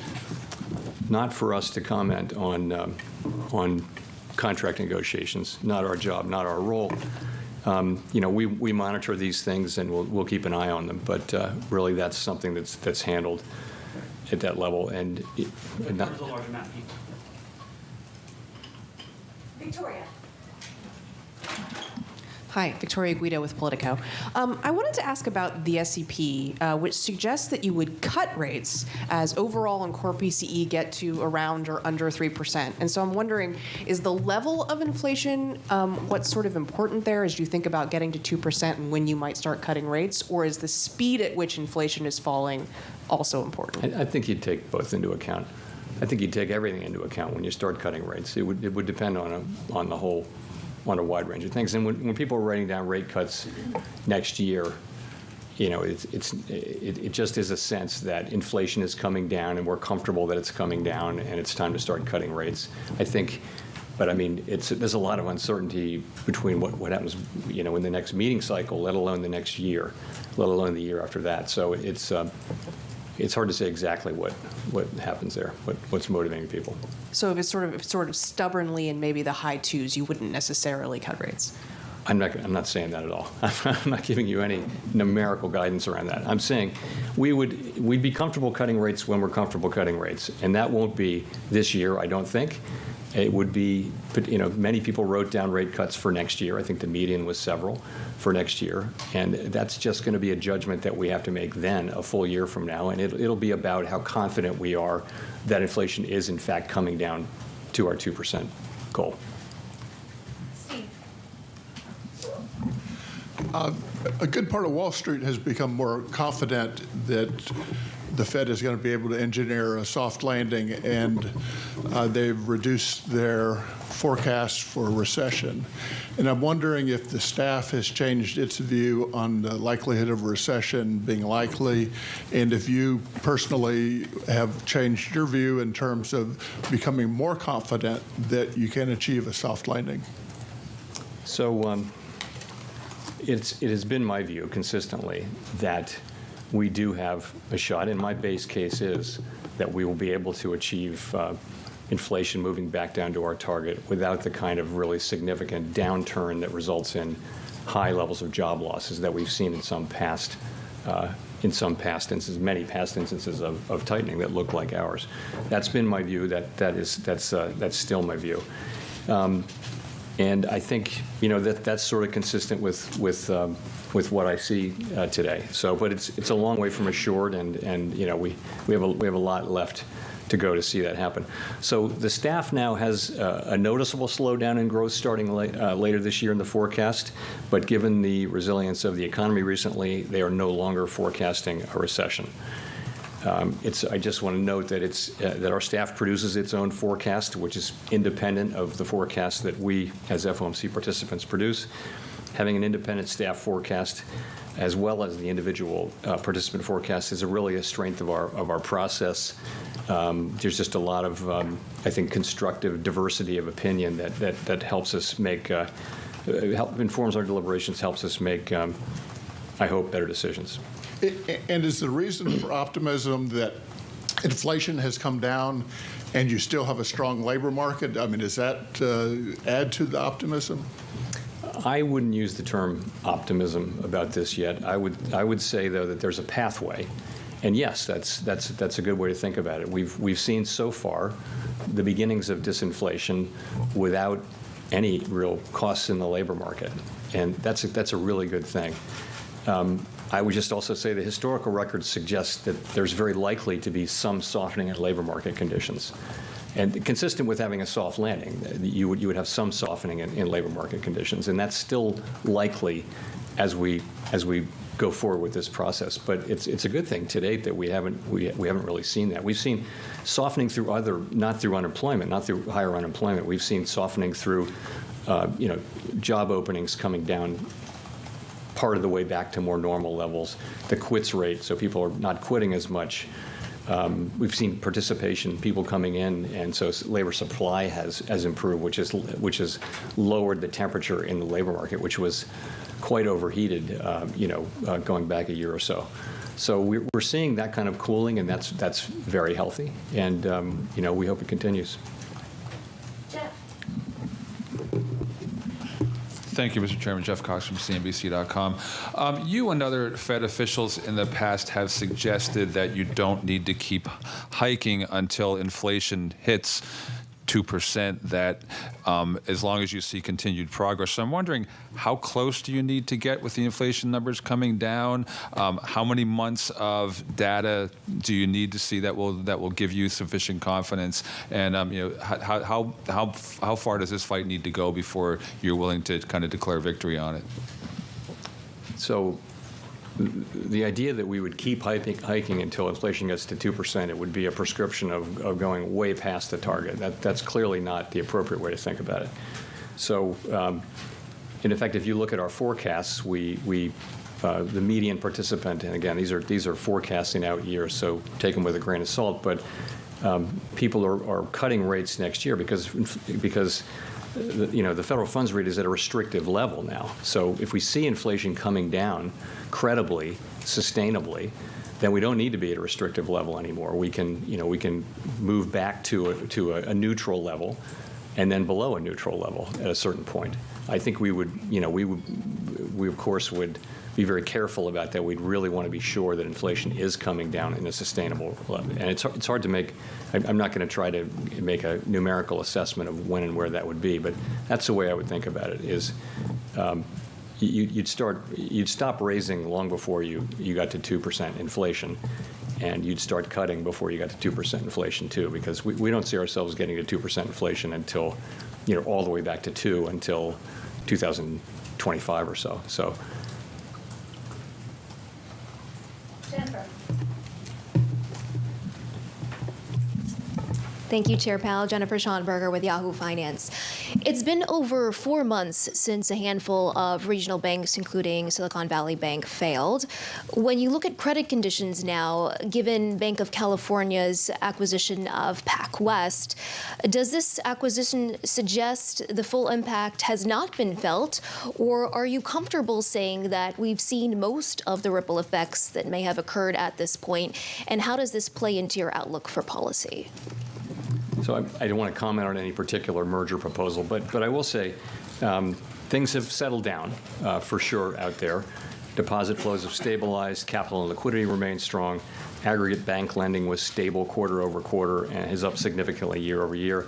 Banking sector profits generally are coming in strong this quarter, and overall the banking system remains strong and resilient. Of course, we're still watching the situation carefully and monitoring conditions in the banking sector.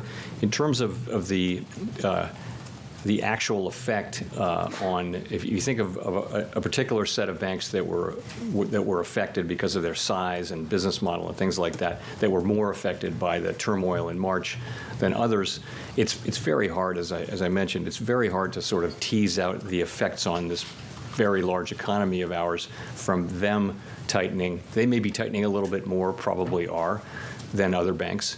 The SLOOS has been telling us for more than a year that banking conditions are tightening. That process is ongoing, and that will restrain economic growth. So I think we have to take a step back from. I can't separate those anymore. I think basically we're just looking at the overall picture, which is one of tightening credit conditions, and that's going to restrain economic activity. It is a restraining economic activity. So that's how I would look at it. And how is that informing your outlook for setting policy? So I think that is an expected result of tightening interest rate policy, is that bank lending conditions would tighten as well. And so the question is it more effective this time because of what happened in May? I just don't think we know that. I think we're looking at the current data in GDP, and we're seeing strong spending. We're seeing a strong economy, and it's made us confident that we can go ahead and raise interest rates now for the third time since the March events. It seems like the economy is weathering this well, but of course we're watching it carefully and expect to continue to do that. Hi, Chair Powell. Thanks for taking our questions. Megan Casella with Barron's. I wondered on wages if you were at all concerned about any inflationary impact of wages now outpacing inflation, which is likely contributing to the boost in consumer sentiment and the continued strength of the consumer that we've been seeing. Well, wages in excess of inflation means real wages are positive. Again, that's a great thing. Of course, we want that. We want people to have real wages, but we want wages to be going up at a level that's consistent with 2% inflation over time. As I mentioned, nominal wages have been coming down gradually, and that's what we want to see. We expect to see more of that. That's just more of what's consistent over a longer period of time.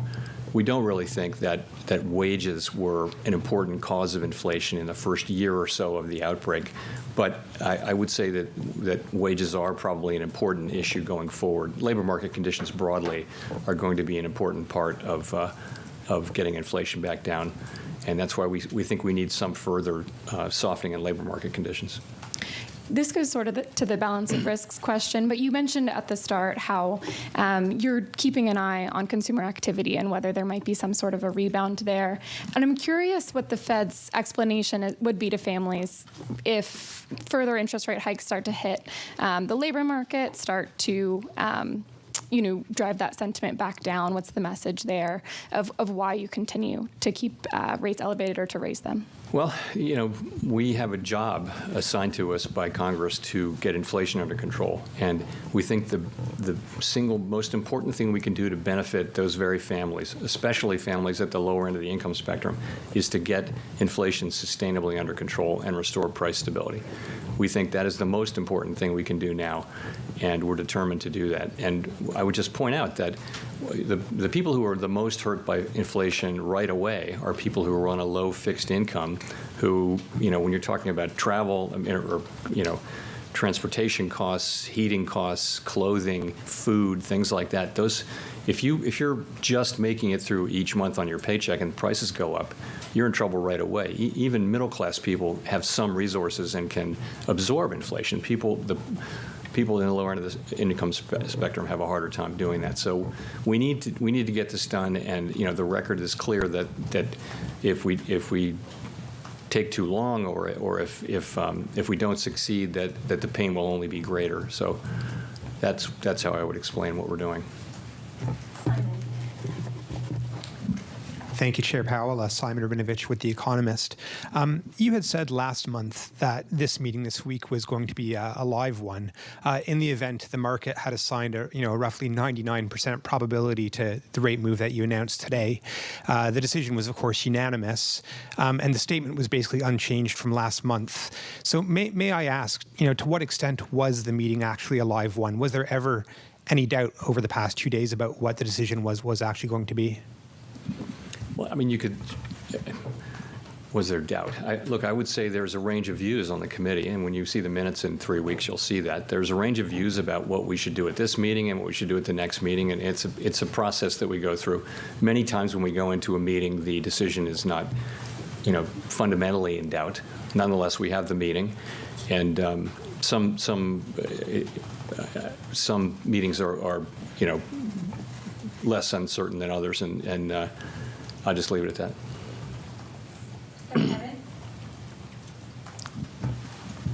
Evan Reiser, Market News International. Thank you, Chair Powell.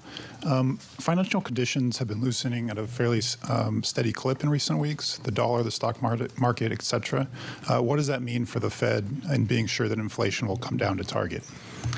So we monitor, of course, financial conditions, broad financial conditions. You're right, it's the dollar and equities, and we're, of course, very focused on rates and our own policy. We're going to use our policy tools to working through financial conditions to get inflation under control. The implication is, we will do what it takes to get inflation down, and in principle, that could mean that if financial conditions get looser, we have to do more. But what tends to happen, though, is financial conditions get in and out of alignment with what we're doing, and ultimately, over time, we get where we need to go. If I could also ask about the SEP from June that showed rate cuts. Do you expect the Fed to cut nominal rates next year while also continuing QT? So that could happen. The question is, is that consistent with? So if you think about both of them as normalization, imagine it's a world where things are okay, and it's time to bring rates down from what are restrictive levels to more normal levels. Normalization in the case of the balance sheet would be to reduce QT. So to continue it, you depending on where you are in the cycle. So they're two independent things, and really the active tool of monetary policy is rates. But you can imagine circumstances in which it would be appropriate to have them working in what might be seen to be just different ways, but that wouldn't be the case. Let's go to Kyle. Thanks, Chair Powell. Kyle Campbell with American Banker. I have a question about the discount window. I'm wondering if since the bank failures of the spring, if you've seen signs that banks have taken more steps to be proactive in assuring that they're ready to use that facility if they need to. And if you have any sort of thoughts on whether policies might be appropriate for making sure that banks sort of test regularly to show that they are prepared to use it. Thanks. So that's a very important thing, yes, and yes to both sides of that. Yes, banks are now working to see that they are ready to use the discount window, and we are strongly encouraging them to do that, banks broadly.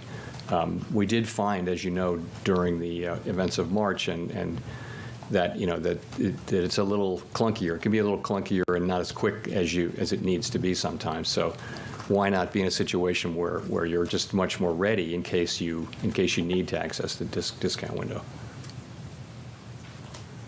Let's go to Mark Hamrick. Mr. Chairman, Mark Hamrick with Bankrate. You've talked in the past about getting the housing market back into better balance, excuse me, and also that the market might have bottomed.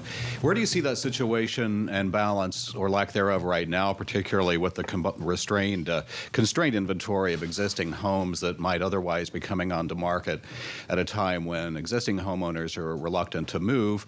And of course, all of that happening with the 30-year fixed-rate mortgage still around 7% on the heels of Fed tightening, and with what you're talking about, tightening industry lending standards. Are we getting closer to balance or farther away? What's your sense? I think we've got a ways to go to get back to balance, really for the reasons that you talked about. With existing homes, there are many people who have low-rate mortgages, and whereas they might want to sell in a normal situation, they're not going to because they have so much value in their mortgage, which means that supply of existing homes is really, really tight, which is keeping prices up. On the other hand, there's a lot of supply coming online now.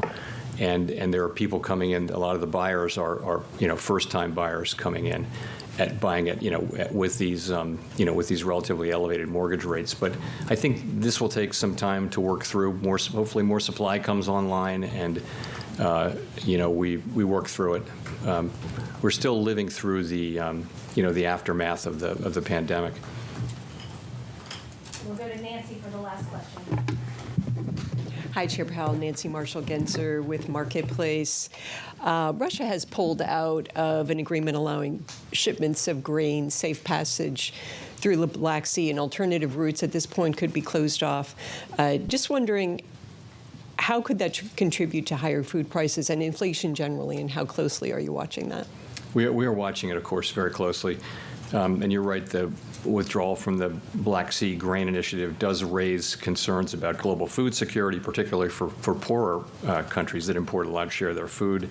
Grain prices did go up on this news, but they remain well below their peaks of last spring. And the moves that we've seen so far, I would say, are not expected to make a significant contribution to U.S. inflation. Of course, we will be watching that situation carefully. So you don't think it would have a big effect on Fed policy at this point? You wouldn't say so, looking at what we know now. Thank you. Thanks very much. That's a man who wants to get out of the room. Live from New York City this afternoon. Good afternoon. That was Chairman Powell down in Washington, D.C., wrapping up the Federal Reserve News Conference following a 25 basis point hike. Alongside me, Tom Keene, Lisa Abramowicz. I'm Jonathan Ferro. Special coverage of that decision just to work through the price action. Going through the news conference, initially a pop in the equity market, then it faded. I'll get to the why we got the fade in just a moment. The equity market right now is negative by 1/3 of 1%. Guidance for the next meeting. Make of this what you will. It's possible we we'd raise or hold in September if the data warrants it. Are we restrictive? This is far more interesting. The FOMC believes monetary policy is restrictive. Policy not restrictive enough for long enough, though. The real Fed funds rate is at a meaningfully positive level. On the economy, my base case is achieving 2% inflation without big job losses. He goes on to say the Fed staff no longer forecast a recession, but on CPI, Lisa, and this is when the equity market started to fade, I don't see inflation back at 2% until about 2025, so like way out in the distance. This was Operation Say Nothing, where you basically repeat data dependent over and over again, but didn't say which data, and then you basically had a little bit for everybody, basically saying they are concerned about inflation, but recognizing that inflation has come in somewhat. This was Operation Do No Harm and say nothing and get out of there as quickly as possible, which he just did. Highly repetitive, sometimes tedious. Yes. In the bond market, yields were higher going into this decision, lower following it. The two-year yield is down, Tom, by about 3 or 4 basis points in the bond market right now. TK, 483.91. There's some yield moves. It's good to see Gina Smilik of the New York Times pulling the Barbie movie here to give us the spirit of the American economy. January 31, 2024. Is he going to have a Lagarde-like press conference first of the year for the Fed, like tomorrow's Lagarde press conference if he gets a GDP slowdown, as we heard Bob Michael and Andrew Hollenhorst talk about? I'm fascinated about the luxury he has right now of a buoyant American economy, and if that drifts away, I'm not predicting that, but if that drifts away, John, is it Lagarde-like in January? He is predicting it won't drift away. Yes, very much. The Fed staff are saying no recession in their forecast. Germany is living one currently. On the balance of risks around the economy, take a listen to what the Fed chairman had to say.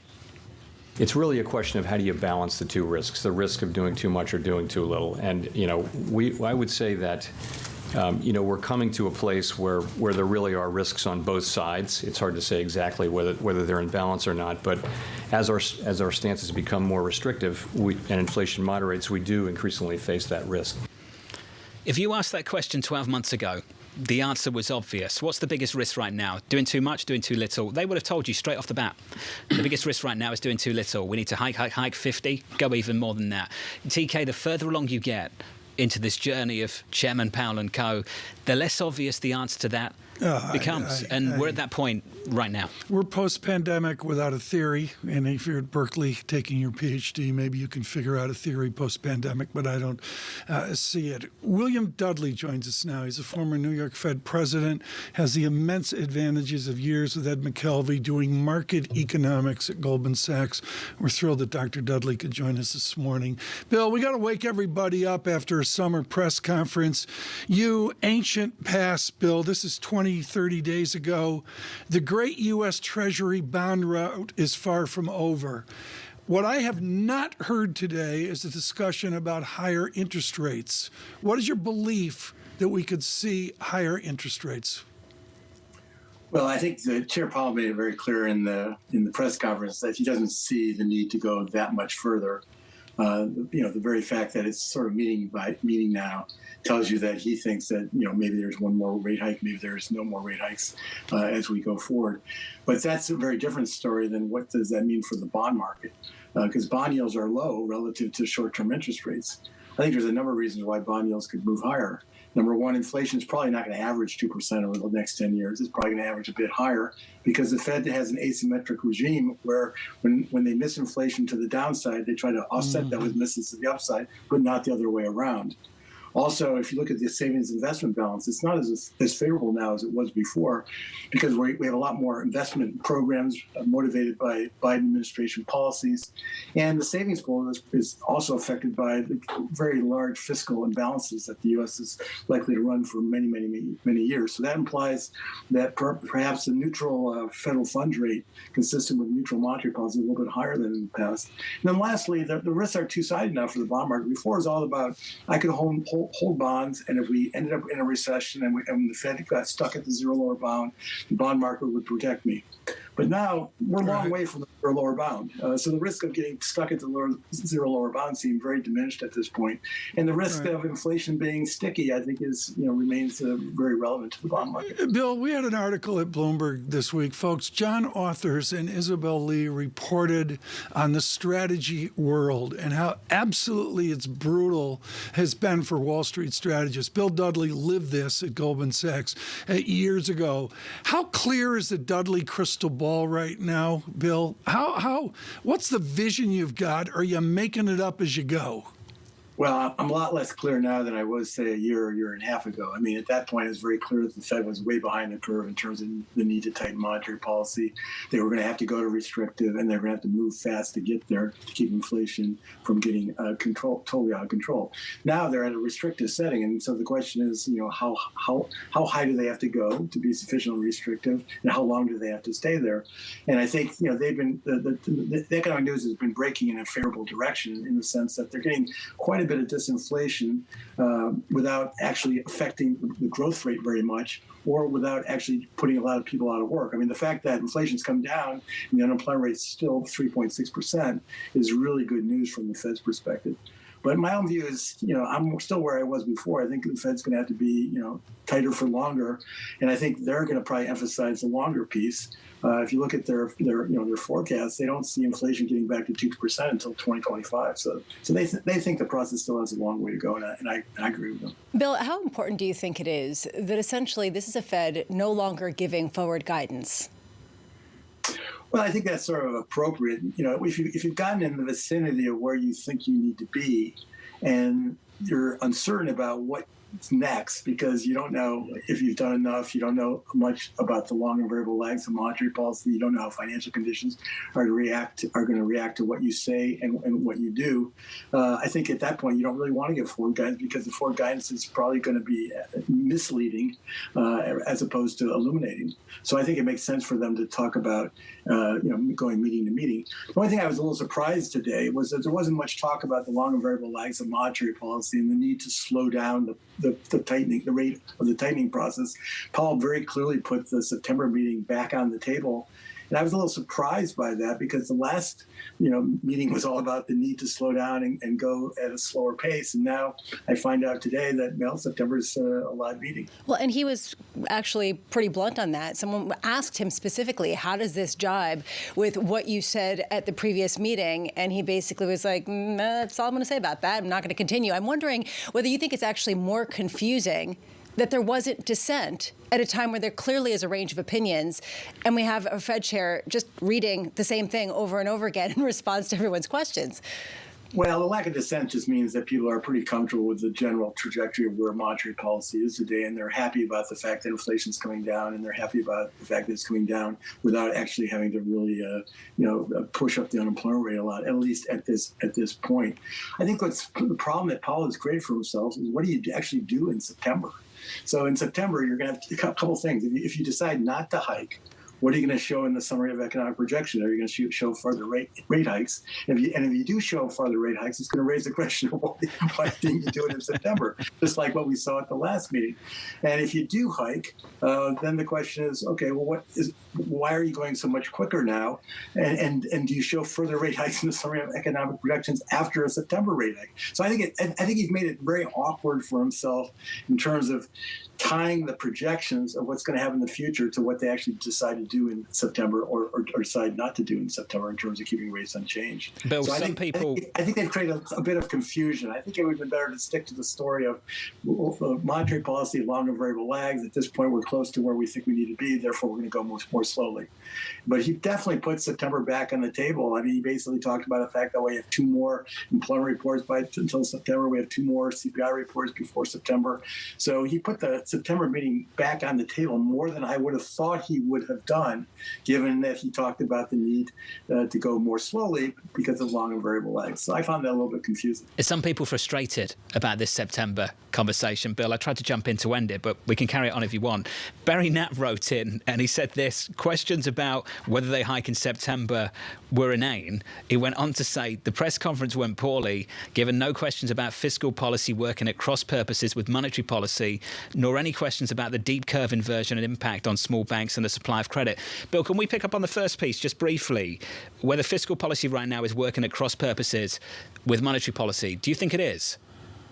Well, I don't think fiscal policy is stimulative right now in the sense of the fiscal impulse, but we have very large chronic budget deficits, and those budget deficits are going to continue as far as the eye can see.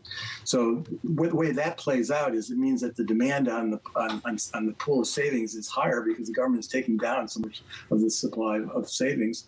And over the next year, we're going to see a lot more Treasury supply, right? Now that the debt limit crisis is behind us, the Treasury is going to be ramping up their borrowing needs very substantially, and the Federal Reserve is going to continue to sell. Is going to continue to let $900 billion a year of Treasuries and mortgage securities throughout. So they've made a tremendous amount of supply, and I think that's going to weigh on the bond market a bit. Bill, the hallmark of your work at Goldman Sachs ages ago was an optimism about the American economics experiment.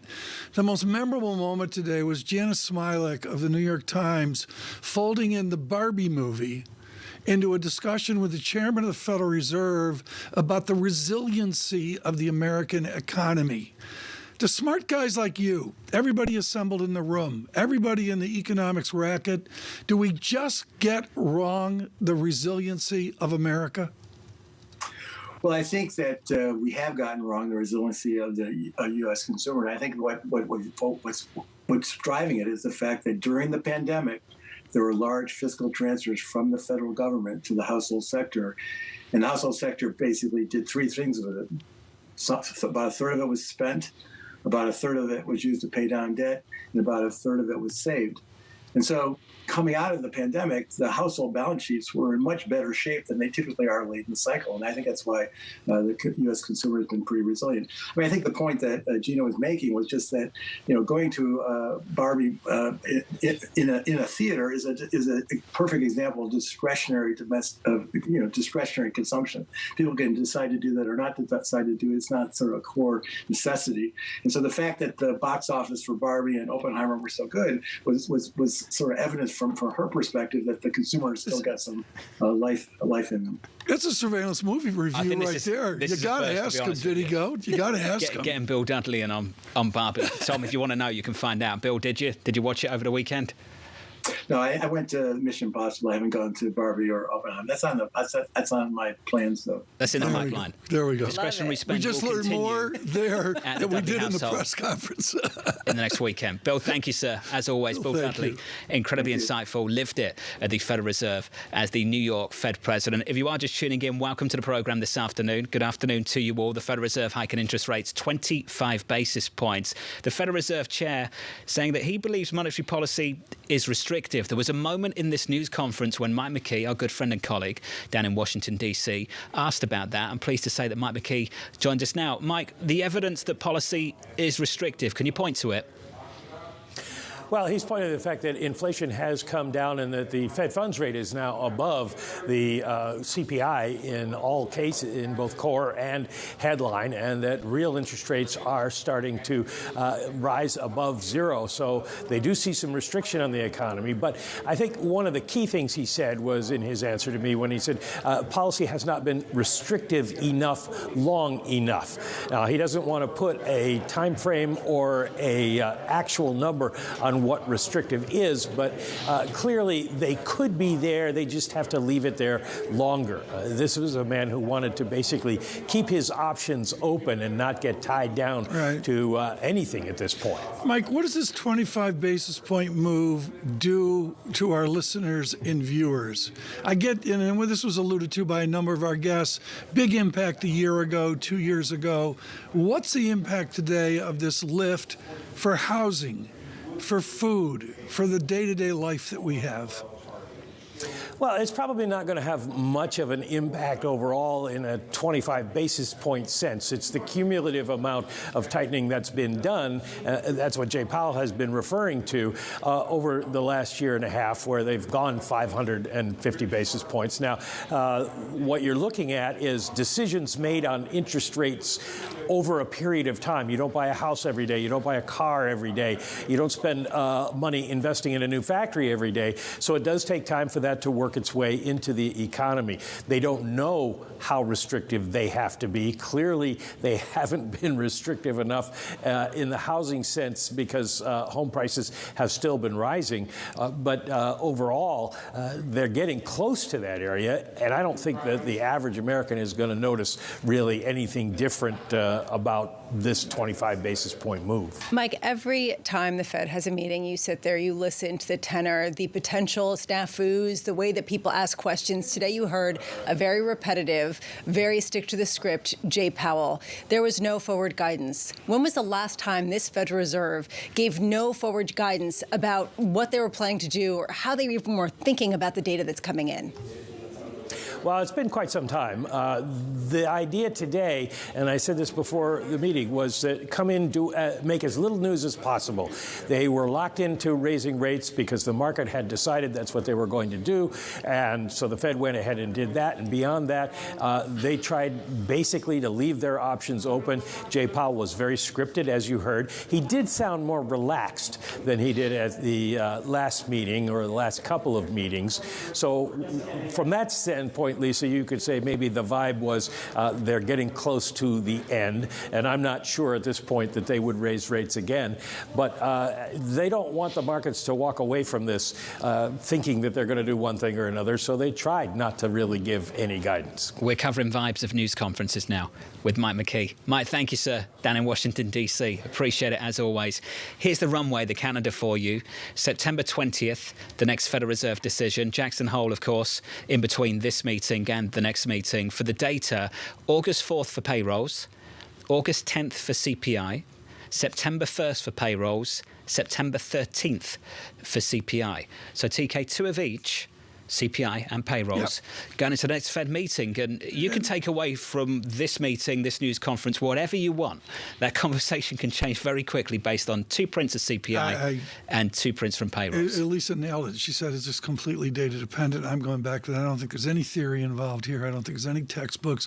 That conversation we had before the press conference was just absolutely brilliant on the ambiguities of the moment. Right now, with clarity, because he has to manage money, Jeffrey Rosenberg joins us, portfolio manager of BlackRock's systematic multi-strategy fund. Jeff, my deepest sympathies. You have to have a conviction, a belief forward. What is your conviction now, given the ambiguities we witnessed today?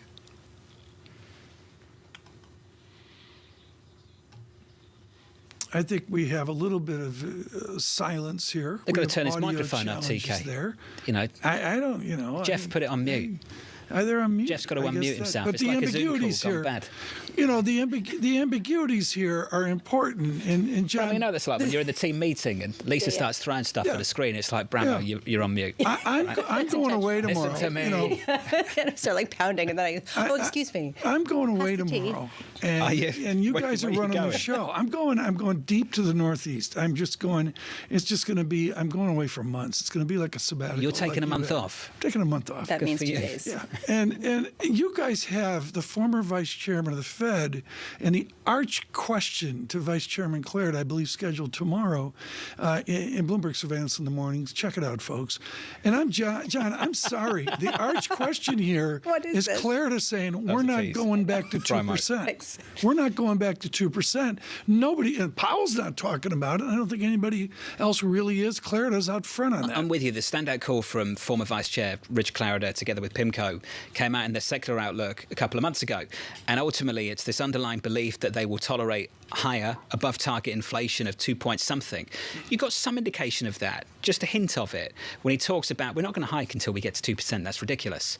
And also, by the way, we don't think we're going to get to 2% until 2025. And within that, I think there is a message, Bramo, that they are willing to tolerate 2 point something because they're willing to tolerate above target inflation from here all the way out to 2025 if the Fed chair's correct. You pick up a really interesting point because it highlights the uncertainty around long and variable lags. He's saying that if we wait until inflation gets down to 2%, we will have necessarily gone too far. Okay, well then how long do you have to wait before you understand what the ramifications of what you hiked? Is this a concession that you're willing to go to 2.5%? And that is really what people are trying to parse through. Basically, people are shrugging off viewing this as a non-meeting. That's my view. We haven't talked about this enough, though, and I think Jean Bavin of BlackRock, congratulations, by the way, for bringing this up repeatedly. What's the appropriate time horizon, the appropriate period to bring inflation back towards 2%? What is it? So one man's tolerance of above target inflation is another man saying, well, actually, we just need longer. And if he says 2025, isn't that just him saying, like, this is going to take a while and I don't want to crush the economy to get there sooner? Well, I think that that's a great point. I think the Fed said that they're willing to be patient but persistent. At that point, the issue is, will it become a self-fulfilling prophecy at some point? Exactly. If inflation becomes Is there a higher? window? That's what you're getting at. Yes, thank you. I appreciate that. That's helpful. Well, it's a long day. I feel the way, you can fill in my sentences. You can fill in my sentences as well. I need it sometimes too, Bramo. Is there a window where they need to address this before it becomes embedded? Right. You've seen what happened with UPS and what almost happened with Teamsters and the strikes. What are we talking about here? 5% wage hikes? They're not going to be alone, are they? No, and we're already seeing that pretty much across the board. And people talk about the tight labor market, but that changes the scenario in this profound way.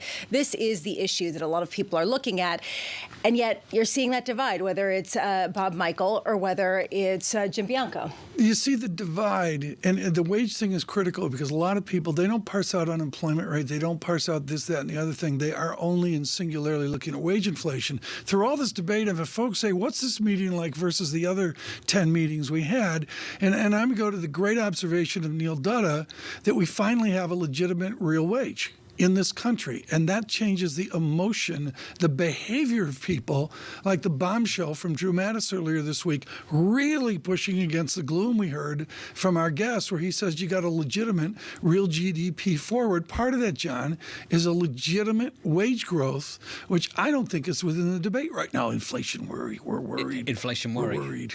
I'm not worried if I'm getting a pay rise. We worry about that. I think, I've always find it weird when the economists say, this is uncomfortable.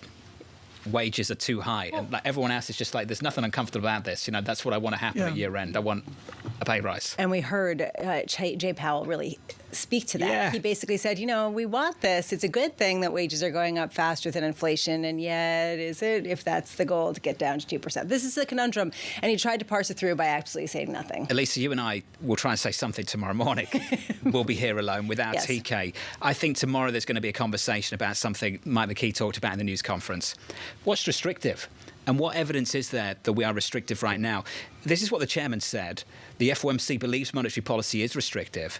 He did acknowledge that it's not restrictive enough for long enough, so they need to hold it here for some time. But ultimately, if you look at the real Fed funds rate, it's at a meaningfully positive level. OK, well, let's look around. What evidence is there of that right now? And I would go one step further. What evidence is there that the disinflation we have seen so far is a consequence of the tightening they've delivered if they believe there are these exceptionally long and variable lags? And I would go to what Neil Dutta said at RenMac during this news conference, and I'll read out what he sent to me privately, but he's happy for me to share it with you all. He said the Fed remains wedded to the long and variable lags hypothesis. After 18 months, we've seen home prices accelerate, stock prices accelerate, auto sales accelerate, and layoffs sink. Long and variable lags is a concept that might be outliving its usefulness. Now, for the same people looking at the same evidence, you can have one individual, Bramo, that turns around to you and says, I think the long and variable lags are a whole lot longer. And someone else can make a different case with the same data and say, you know what, I think they're a whole lot shorter. They just haven't had any effect yet. And anyone who's looking to the Fed for guidance, forget about it, because they're not going to give you any. And basically what I heard was a chair moving the goalposts, saying, okay, it might be restrictive, but it hasn't been restrictive for long enough. So is this a new criteria that it has to be long enough, that you put that x-axis long enough, and then that will take place? They don't know. So how do they communicate? We don't know. We're experimenting. We're going to look at things. I think out of this conversation, and this is Ed Hyman, Evercore ISI, and I thought Michael Dart of Roth MKM was just brilliant today on this. There's an entire monetary or money side to this, including something no one talks about anymore, which is M2. I mean, if I was down there with Powell money asking supply. a question, I'd say to Chairman, your PhDs tell you at the Fed that M2 doesn't matter anymore, velocity doesn't matter. Europe just announced a crater in loan demand demand with the slowdown there as well. What's the viscosity right now of the American system? Bob Michaels here, I saw him. He's on his phone doing commercial real estate workouts for Jamie Dimon while he's sitting on set in commercial. Don't start rumors. Good morning, Bob. Thanks for being with us. Bob was fantastic, by the way. Yeah. You've teed up Europe quite nicely because I'm trying. We shift away Maybe from I the should Federal cancel Reserve my trip to cover the ECB. It's a sabbatical, but I should, Madame Lagarde would like me to be here. The European Central Bank decision is tomorrow, and it's worth repeating that Germany is in recession. The data is absolutely dreadful, and inflation, Lisa, is still sticky. And this is the fear. What happens if this ends up being a similar story in the U.S. if inflation reaccelerates and growth slows down? We didn't hear that from Fed Chair Jay Powell. His base case is we avoid a recession and we end up bringing down inflation to 2%. The Goldilocks, he's leaning into that, and yet, yes. I don't think he's leading into Goldilocks. I think he's worried about Bill Dudley's outlook. Right. He's just. They don't want to make a mistake on the upside. They do not want to cut before they're certain. That's the emotion of the discussion. I asked the question, Tom, earlier, whether the biggest risk right now was cutting too soon or holding too long. And I think John, I'm with you. The biggest risk, if I miss the damn Gulf Stream at Teterboro... Never mind. I saw him checking the train times Well, I think during the news conference. I think Jay Powell was checking the train schedule at the same time. He wanted out too. Yes. We need out as well. You probably want rid of us. We'll see you tomorrow morning. TK will be gone. Thank you very much for choosing Bloomberg TV and Bloomberg Radio for your Fed coverage. From New York, good afternoon.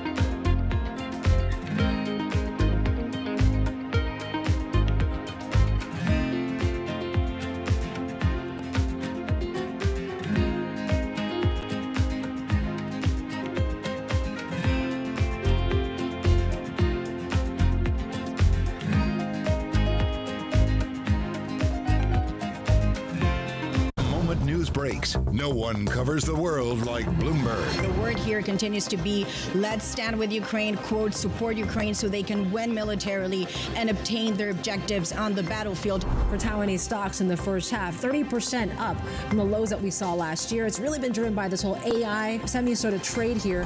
The $69 billion deal is the biggest video games deal, but it's also pretty much the biggest technology M&A. Makes it pretty exciting here. Bloomberg, your global business authority.